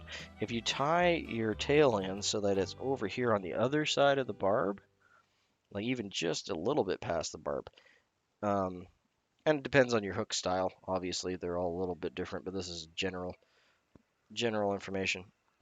Anything past that point and you're onto this curve, and visually, if you tie it in anywhere past that point, excuse me, let me get me some more tea here. There's so many little wispy feather stuff that's floating around everywhere. Okay, if you tie it anywhere past that point, you're going to be on the curve, and your tail isn't going to sit out nice and straight like that. Your tail is going to, that's actually, I'm just going to do one. Yep, I don't have enough wraps there yet to do this, but we're going to try and make this work. I'm just going to unwrap this after. 3, 4. Alright.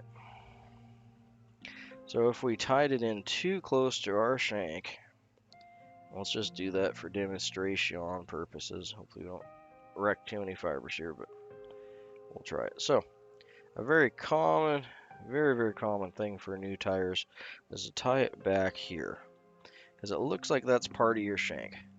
But what's going to happen, and it's kind of hitting my vise so it doesn't look as bad as it could. Let's move our hook here so you can see. And what that'll do is that'll point your tail down.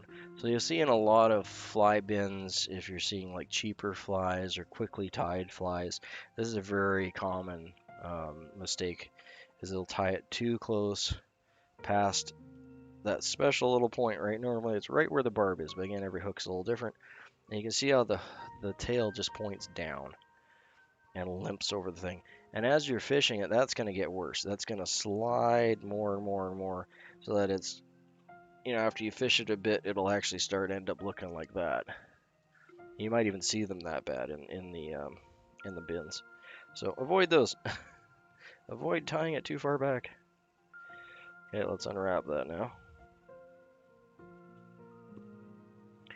And you can see how much of a difference that made. And like really all we did is we only went back, you know, like 1 or 2 bodkin lengths, like not much at all, right? So just be mindful of that, and not only for this fly, but like all the tails that you're tying in.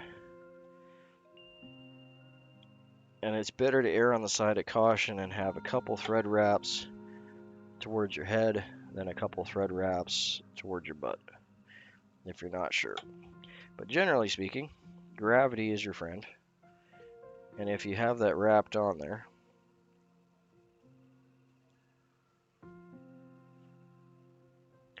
you can use this almost like a plumb bob, right? So you know it's exactly, if you have a rotating vise, you can tell it that your top of your hook is perfectly straight. So you know it's exactly where the barb is up top, because it's working like a plumb bob for you. Okay. Hopefully that makes sense. That will definitely help you in making nice looking tails. That is a major headache for a lot of people, not understanding why their tails are going all cattywampus on them.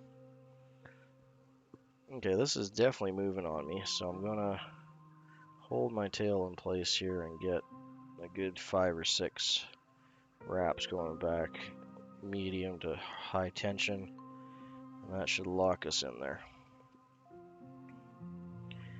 Okay, so like I said, we're going to use a different technique on this fly than the first one.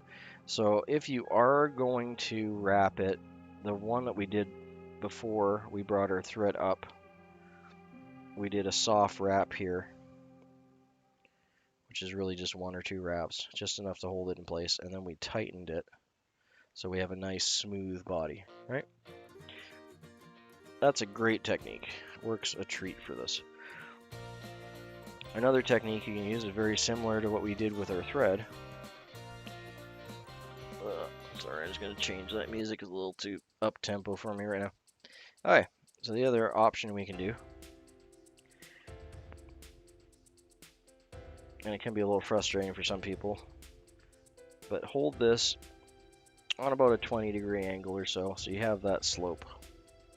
Okay, you're going to use your opposite tying hand and just slowly wrap, and you're keeping tension on this as you're wrapping forward. And that will keep it on top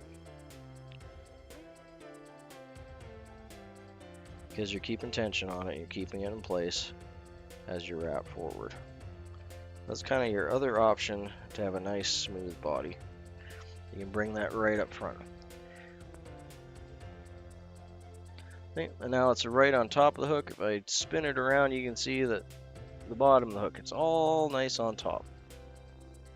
That'll give us a nice even tie-in point. If you just left it loose, here, why don't we, well, I'm sure you can figure it out. If you left it loose and you're tying, it's going to have a tendency to wrap with your thread, and it's going to be a bit under, bit over, bit under, bit over, or wrap almost completely around sometimes. And you're going to have a really lumpy body. Okay, so we're going to bring this right up to the bead head here, and we're going to tie it in. It's right up against our bead, and this is what we're going to use to help secure our bead. Again, different technique than the last one.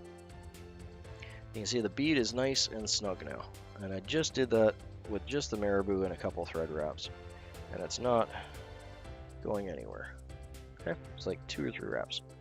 So that's why I say don't worry about your bead. Everyone all fusses about the bead when you start off with. It's not anything that's going to cause any problem. And the reason that's holding so well against the bead now is that this has rachis in it. You can see it's stiff, right? So that's going to push up against the bead. And we're going to cut this off. We want to be well under the bead, so you want to cut it off on a 45 this way. And be as tight as you can to this side, cutting up this way. Like so. And if you got any fluff, you can trim all the fluff out.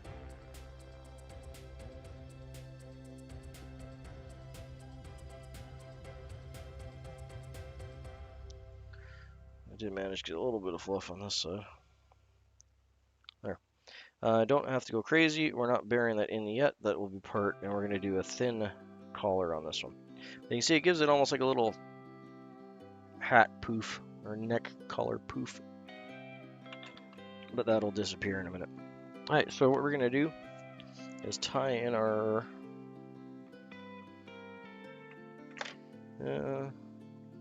thought I cut a piece. Okay, I guess I didn't. I'm going to get some more of our chenille. We want to have normally like 2 hand lengths. It's kind of like, or 2 hand width lengths is good enough for most flies.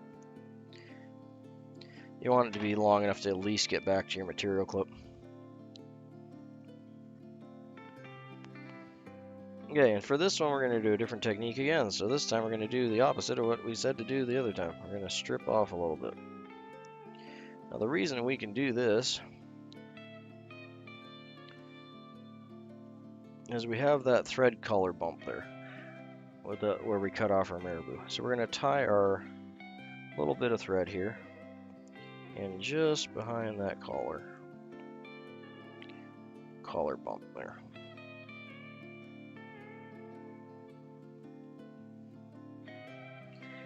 Okay, and that'll leave us a little notch, but not a whole lot. We're going to bring this to the back. That's in there nice and securely, but we're going to bring it to the back. We're going to hold some tension on it. You either put it in your material clip or just hold it with your hand. Going to wrap that all the way back to her butt.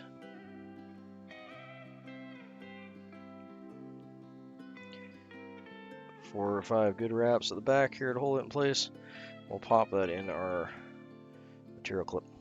Okay, so for this type, we are going to need some wire. So let's get the wire here. I'm going to use copper, but really you can use whatever you got. You can even use thread.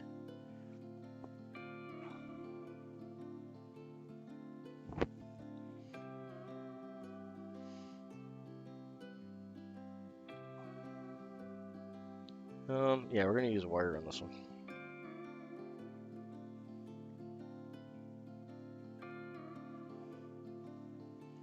Oops, so we want to have enough to make it back to our material clip at least. This is just soft copper. We're not really using it for the wire type or size per se. This is just going to be a strong thread in essence to wrap or counter wrap our hackle. This is a slightly more advanced technique, so that's why we're doing it second. Now when you get your wire, another good tip that you can use, if you have some pliers kicking around, anything with some serrated teeth, I use these hemostats because they're always on my desk. They have nice fine little teeth and a flat jaw. So what we're going to do is we're going to take the wire,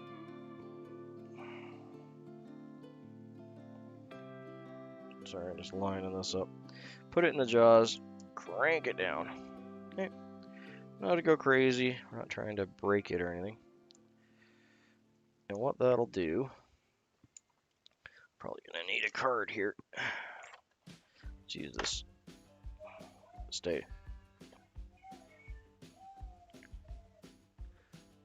I'm not sure if that will show up on the camera or not.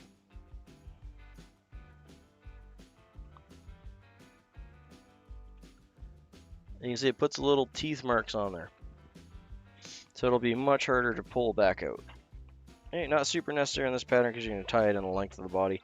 But it's a really good tip if you're tying that in to do, well, almost any fly you're going to be ribbing with copper wire. There, you can see it okay on that now. And that'll just act like a little bit of Velcro, a little bit of tension. We're going to stick that right in by the bead here. You can even, if you have room. Yeah, exactly. Like a little sandpaper, you know. We're just going to tie that in along the length. Right up to our tying point for the chenille. One habit you might want to get into is you typically want your body wraps to be slightly away from your tail. If you have them too close to the tail, I don't know if I can get this to do it because I'm away from the tail. Here, I'm gonna try and do a wrap on it just to bring it closer to the tail just for demonstration. Alright, that might work.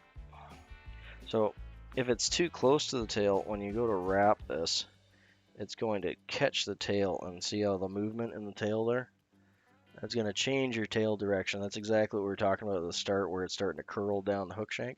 You don't want that. You want it to be, again, not much, just a couple thread wraps away from the tail. So when you do your first wrap, it's not touching the tail, it's on top of your thread base. That's what you want. If it's on the other side of the thread base, you're going to interrupt your tail. You have this nice, beautiful, well-shaped, straight tail. If you have it close to the tail and you pull down on it, I can pull as hard as I want, almost to the point of breaking this, and it's not going to interrupt the tail. That's exactly where you want your wrap to end. And same with like body material too. Obviously, you don't want to have it too close to the tail. So we got those two tied in. Now for this pattern, we're going to bring our thread all the way back up again. And we're going to tie our hackle in on the opposite side. Where did my hackle go? There. So we're going to tie our hackle in on the opposite side of the hook. We're going to tie it in at the head this time. We're not going to do that until we get the body wrap though. So, body first. This is a more advanced technique. They're probably not going to teach you this one in beginner's class, but it is something you can move up to rather quickly. That's why we're doing it on our second fly.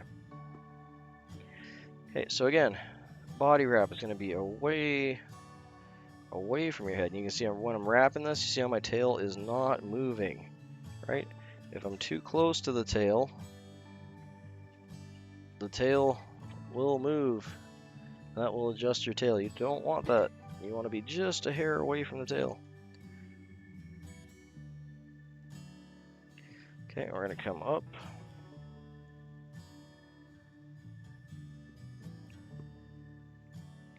And we're going to wrap that body.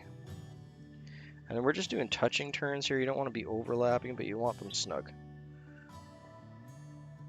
together.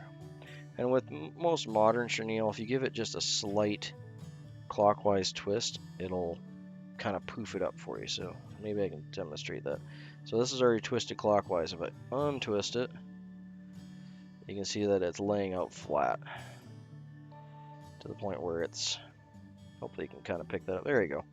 Now it's completely flat, but to the wrong angle on the camera. But you can see what I'm getting at here. It's taken all the round twist out. So if you clockwise spin it, it'll rounding it up, almost like hackle. Give you a little more poof there. So now we're at the point where we're about one wrap to the end. So we want to get our first tie off in for security, and our second.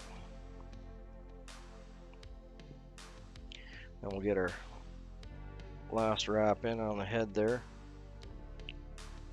Again, we're going to be bearing, this one's going to be a thin thread collar compared to the first one where we had a thick thread collar.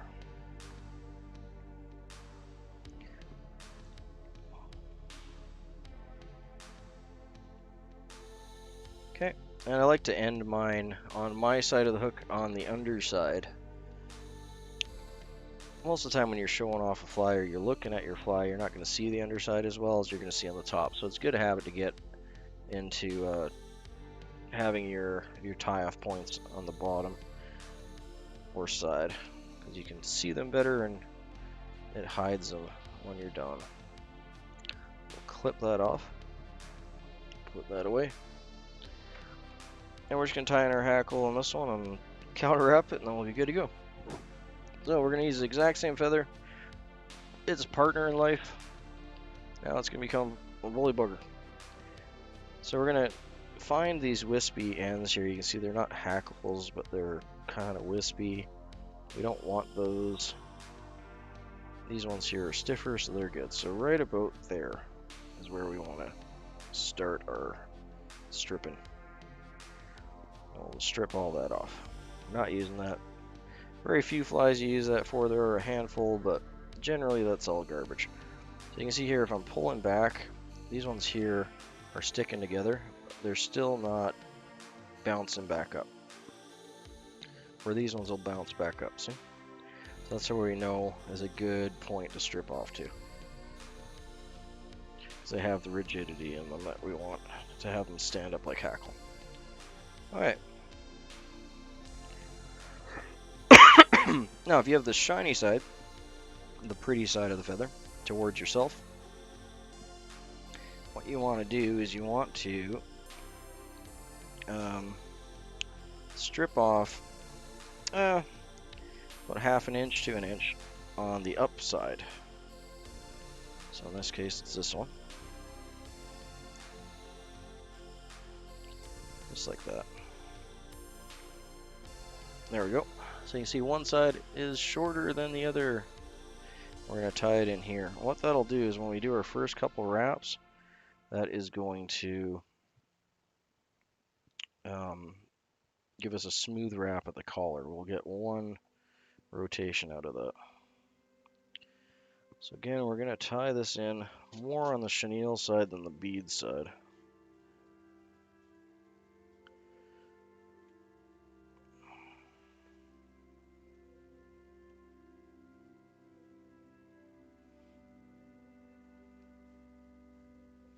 I'm going to do 2 to 3 wraps here to bind that in. And this is going to have cement and wire on top of it in a second, so I'm not terribly worried about it being super secure. We just don't want the feather coming up. 2 wraps behind. I'll go for 3. 3 wraps behind. There we go. And I'm just going to give it a little tug. Oh, it is moving a little bit. Let's try that. Tie that down one more time.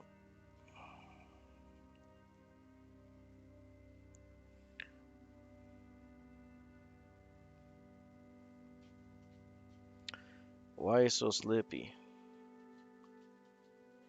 That's not good. Alright, let's try again.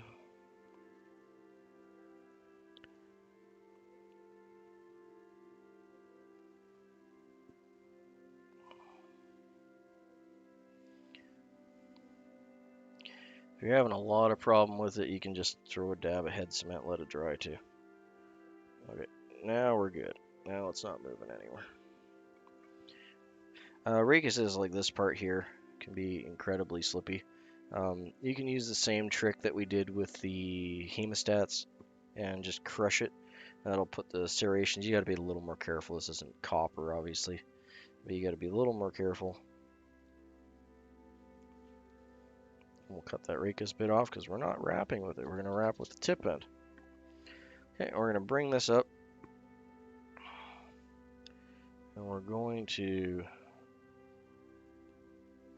palmer it down. And palmer just means angled wrapping. So that this is all standing out. Nice and pretty. Okay. And again, we know this is the right size.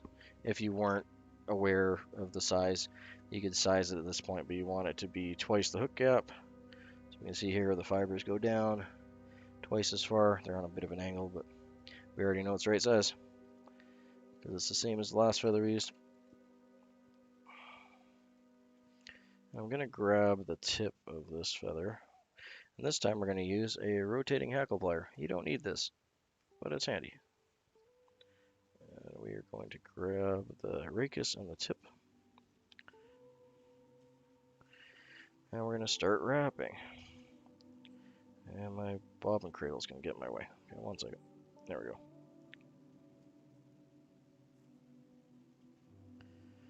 So we got that one side here, like I was saying, is stripped out. So we're going to get this first wrap in here with just the one side of the hackle. And by doing so, we'll have a nice clean starting hackle. You can see that? It's not kicking out left and right. It's nice straight up and down. And that gives us a nice tie-off point. We're not going to have a bunch of hackle fibers sticking forward that we have to deal with.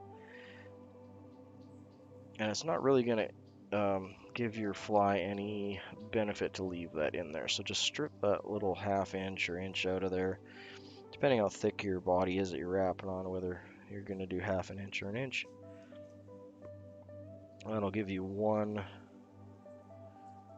thread wrap. That'll give you one thread wrap without it sticking in. Yeah, we're going to go all the way to the back, and this time we're following our chenille. Where before we were staying away from the segmentations, like the in-between wraps, but now we're actually going into them. That is going to help us to not only bury this, and you do have to keep in mind with the hackle length, this hackle will be just slightly shorter than the other now because it's tied in. Okay, so now we're at the back where our copper thread is, and it's come loose. There's our copper thread. We're going to hold this up, and we're just right at the perfect, like that couldn't have been perfect any better. We're right at the edge. Hopefully you can see that where there's my hackle pliers. That's just right on there. I'm going to turn this slightly so you guys can see. Might make things a bit harder for me. But here's your hackle. You can see it flopping around there. Here's the wire. I'm going to go on this side of the hackle with the wire. Okay. So we're basically just kind of wrapping it, giving it a little copper hug. There we go.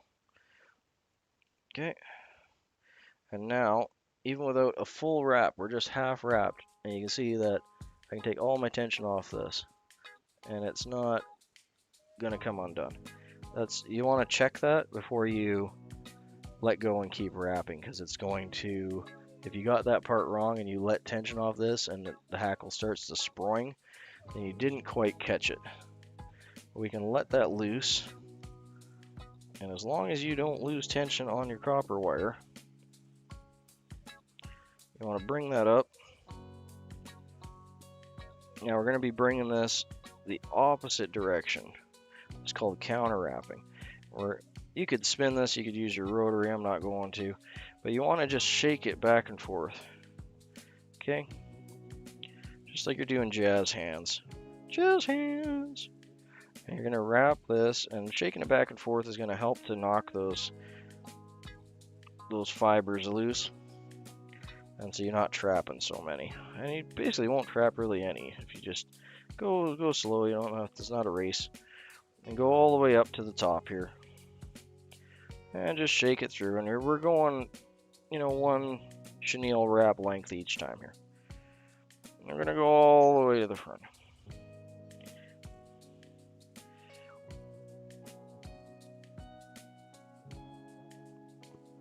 Alright, you can see we're pretty much done the fly, and this looks almost identical to the last fly, but we've tied it in a completely different manner. And there's benefits to each.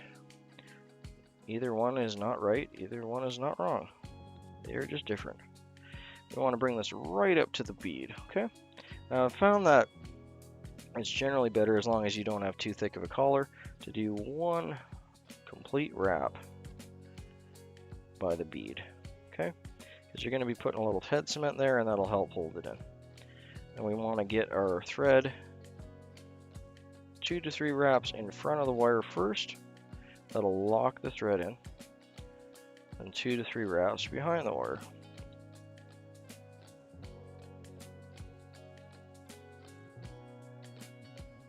And these should be moderate. You can tell I'm flexing and this is already tied off, you can see. It's not going anywhere, just with that first wrap, but we want to secure it, so 2 to 3 wraps behind it. There we go. Alright, and we have a much thinner head collar now. I mean, you could be more mindful of that and make it half that length, or like to the point where you can't even see that. You could bury it right into that. Excuse me, you could bury it right into the chenille. Bring your chenille up a hair more, and you wouldn't see that whatsoever. Okay, so there's a number of different ways that you can remove your copper wire. You can use your scissors. People will tell you that this is a horrible, blasphemy. Don't use your scissors on wire. You'll destroy them. I mean, Yeah, it will dull your scissors slightly, very slightly. I'd love to do a video where I actually cut a whole roll of copper wire and show how little it dulls scissors. It really is not going to affect your scissors. This copper is so much softer than the steel on your scissors that it's really going to be minutely different, okay? The only difference is the tip of your scissors. You don't necessarily you want those to be as sharp as possible. So even though it is minute, don't cut wire with the tip of your scissors, okay? Cut your wire back here, way at the base. Okay. Now, if for some reason you buy into that whole thing about it dulling your scissors, and we do want to keep our scissors as sharp as possible. Don't get me wrong there. I buy into that camp. When you have your wire coming out, I'll have to turn it here sideways. Hopefully my hackle pliers don't go flippy flip. There we go. Okay, so you can see it's tied in right about the point here. And what you want to do is this wire was coming up this direction. So you want to bring your wire back the complete opposite. Oh, it did go flippy flip. Oh, we'll deal with that in a second.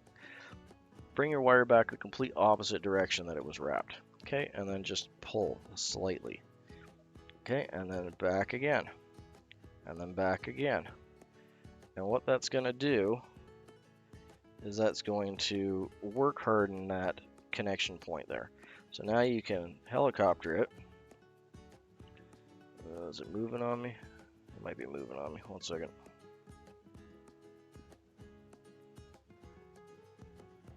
If it moves on you, then you're not work hardening the same area. It's not going to do anything.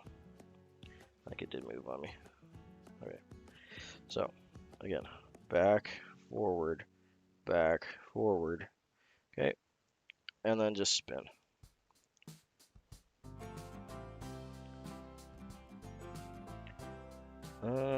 Okay, obviously I don't have that locked in like I thought it did because it's moving. If it's moving, you're not work hardening the same point, it's just continually pulling it back. Let me try that again. Of course, it has to muck up on demonstration, right? But that's why we do things live, so you can see the realities of things.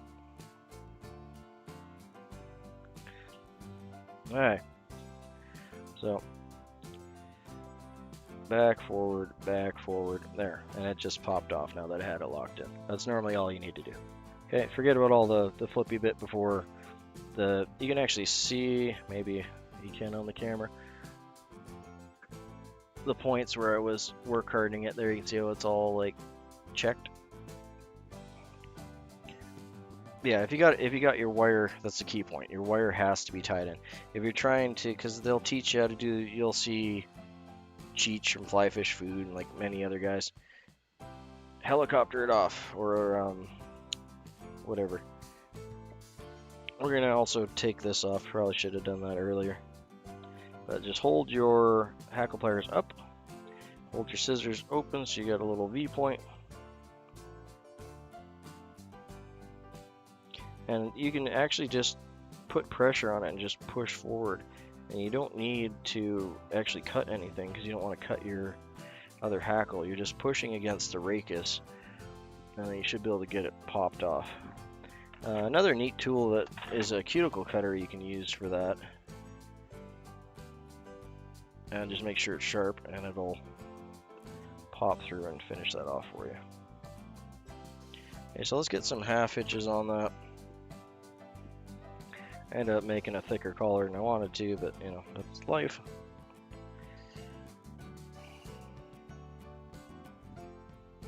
But the benefits of this style is the weight is a little more forward now. That copper wire that we use to rib the fly is holding down, in every segment there it's holding down that hackle. So you cannot remove this hackle now and the body like that. This section of the bugger, it may as well be glued down. It's not going anywhere. So this will be way more durable while you're fishing it. So we'll do our half hitch tool here.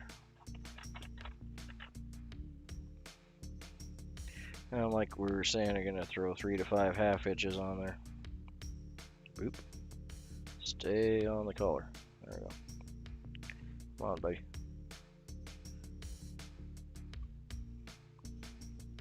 The other benefit too, a lot of people like that. A lot of people like the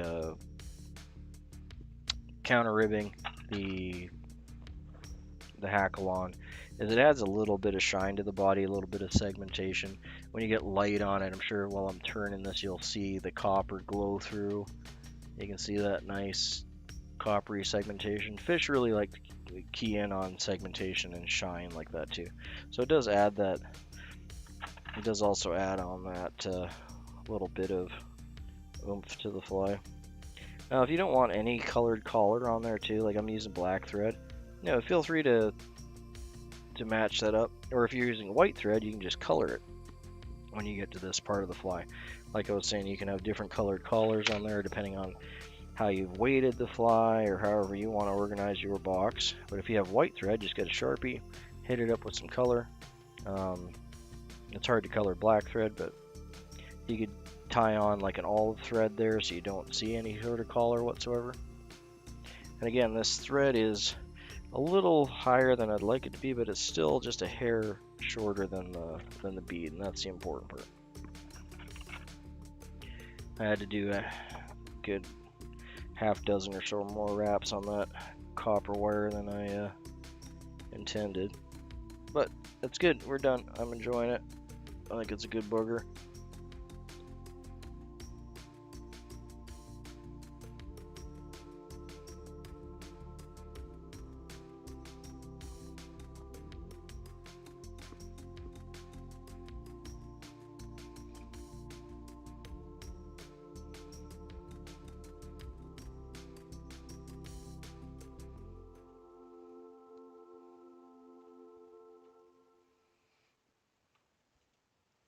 There we go.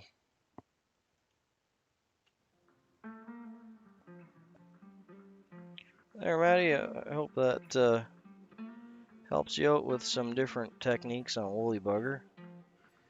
There's about 3 or 4 more variations I could tie these, or ways to tie these. Those are probably my 2 most common that you'll see in the, and if you're looking in the fly shop too, you can look for that rib. And if you don't want to use copper wire, you can actually do the exact same thing, but have your bobbin on this end. You can just bring your thread through the chenille up to this point, 2 or 3 wraps before the tail, at least 3 wraps, and then bring your hackle back and then do the exact same thing with your thread. If you don't have any copper wire, you just don't want to use copper wire for that pattern, you can just use thread, or you can tie in a piece of thicker thread if you want. If you want to have something like like an embroidery thread like this, where it's a little bit on the thicker side.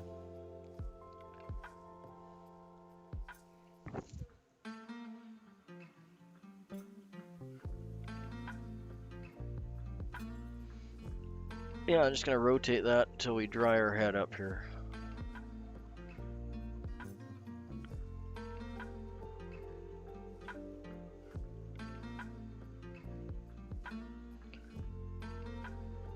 There we go. That is a olive green Wolly Bugger with a grizzly hackle body. We got a olive green maribou tail. We have a variegated chenille green and yellow variegation body with a copper rib cross wrapped holding down the hackle, and a 4mm brass bead with some lead wire underneath for extra weight. There's your classic, simple and extremely durable Wolly Bugger for you. Hopefully everyone enjoyed that, Matt. I hope that helps you out with your tying, and it gives you a few ideas and techniques to try and practice on. And hopefully that'll work out for you. And same with you, Robert. I know you've been going to be doing some Wolly Buggers up here. Hopefully that gives you a hand with some different techniques you can do. Appreciate it, everyone.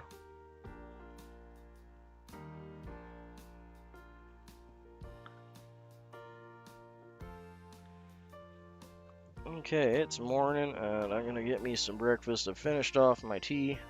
Just want to thank everyone for hanging out. Only got 2 flies done on that stream because I've been doing a lot of explanation, but more than happy to help out Maddie. There's a new tire here, and Robert, and anyone else that was joining in that's picked up a few new tips and tricks. If you guys ever have any comments, concern, accusations, just toss them in the doobly-doo, and let everyone know. I'll get back to you, or jump in our community tab there and show me a picture of your buggers. Tice them up. I want to see them. Share them out. We can all help each other get better at our craft. Find more ways to enjoy it and less ways to be frustrated with it. But I'm happy with that guy. That's going to catch some fish. He's all buggy bugged. So again, just want to thank everyone for showing up. Thanks for hanging out with me this morning. Always a pleasure to have everyone in. So, Matt, thanks for coming. Victoria, Valhalla, I know you're out looking at a place and property, but thanks for stopping in. Mr. Run. Leaky Bike, I haven't seen you in forever, mate. It was good to see you back in here. Thanks all. I really appreciate you. Have yourself a good afternoon and a good weekend.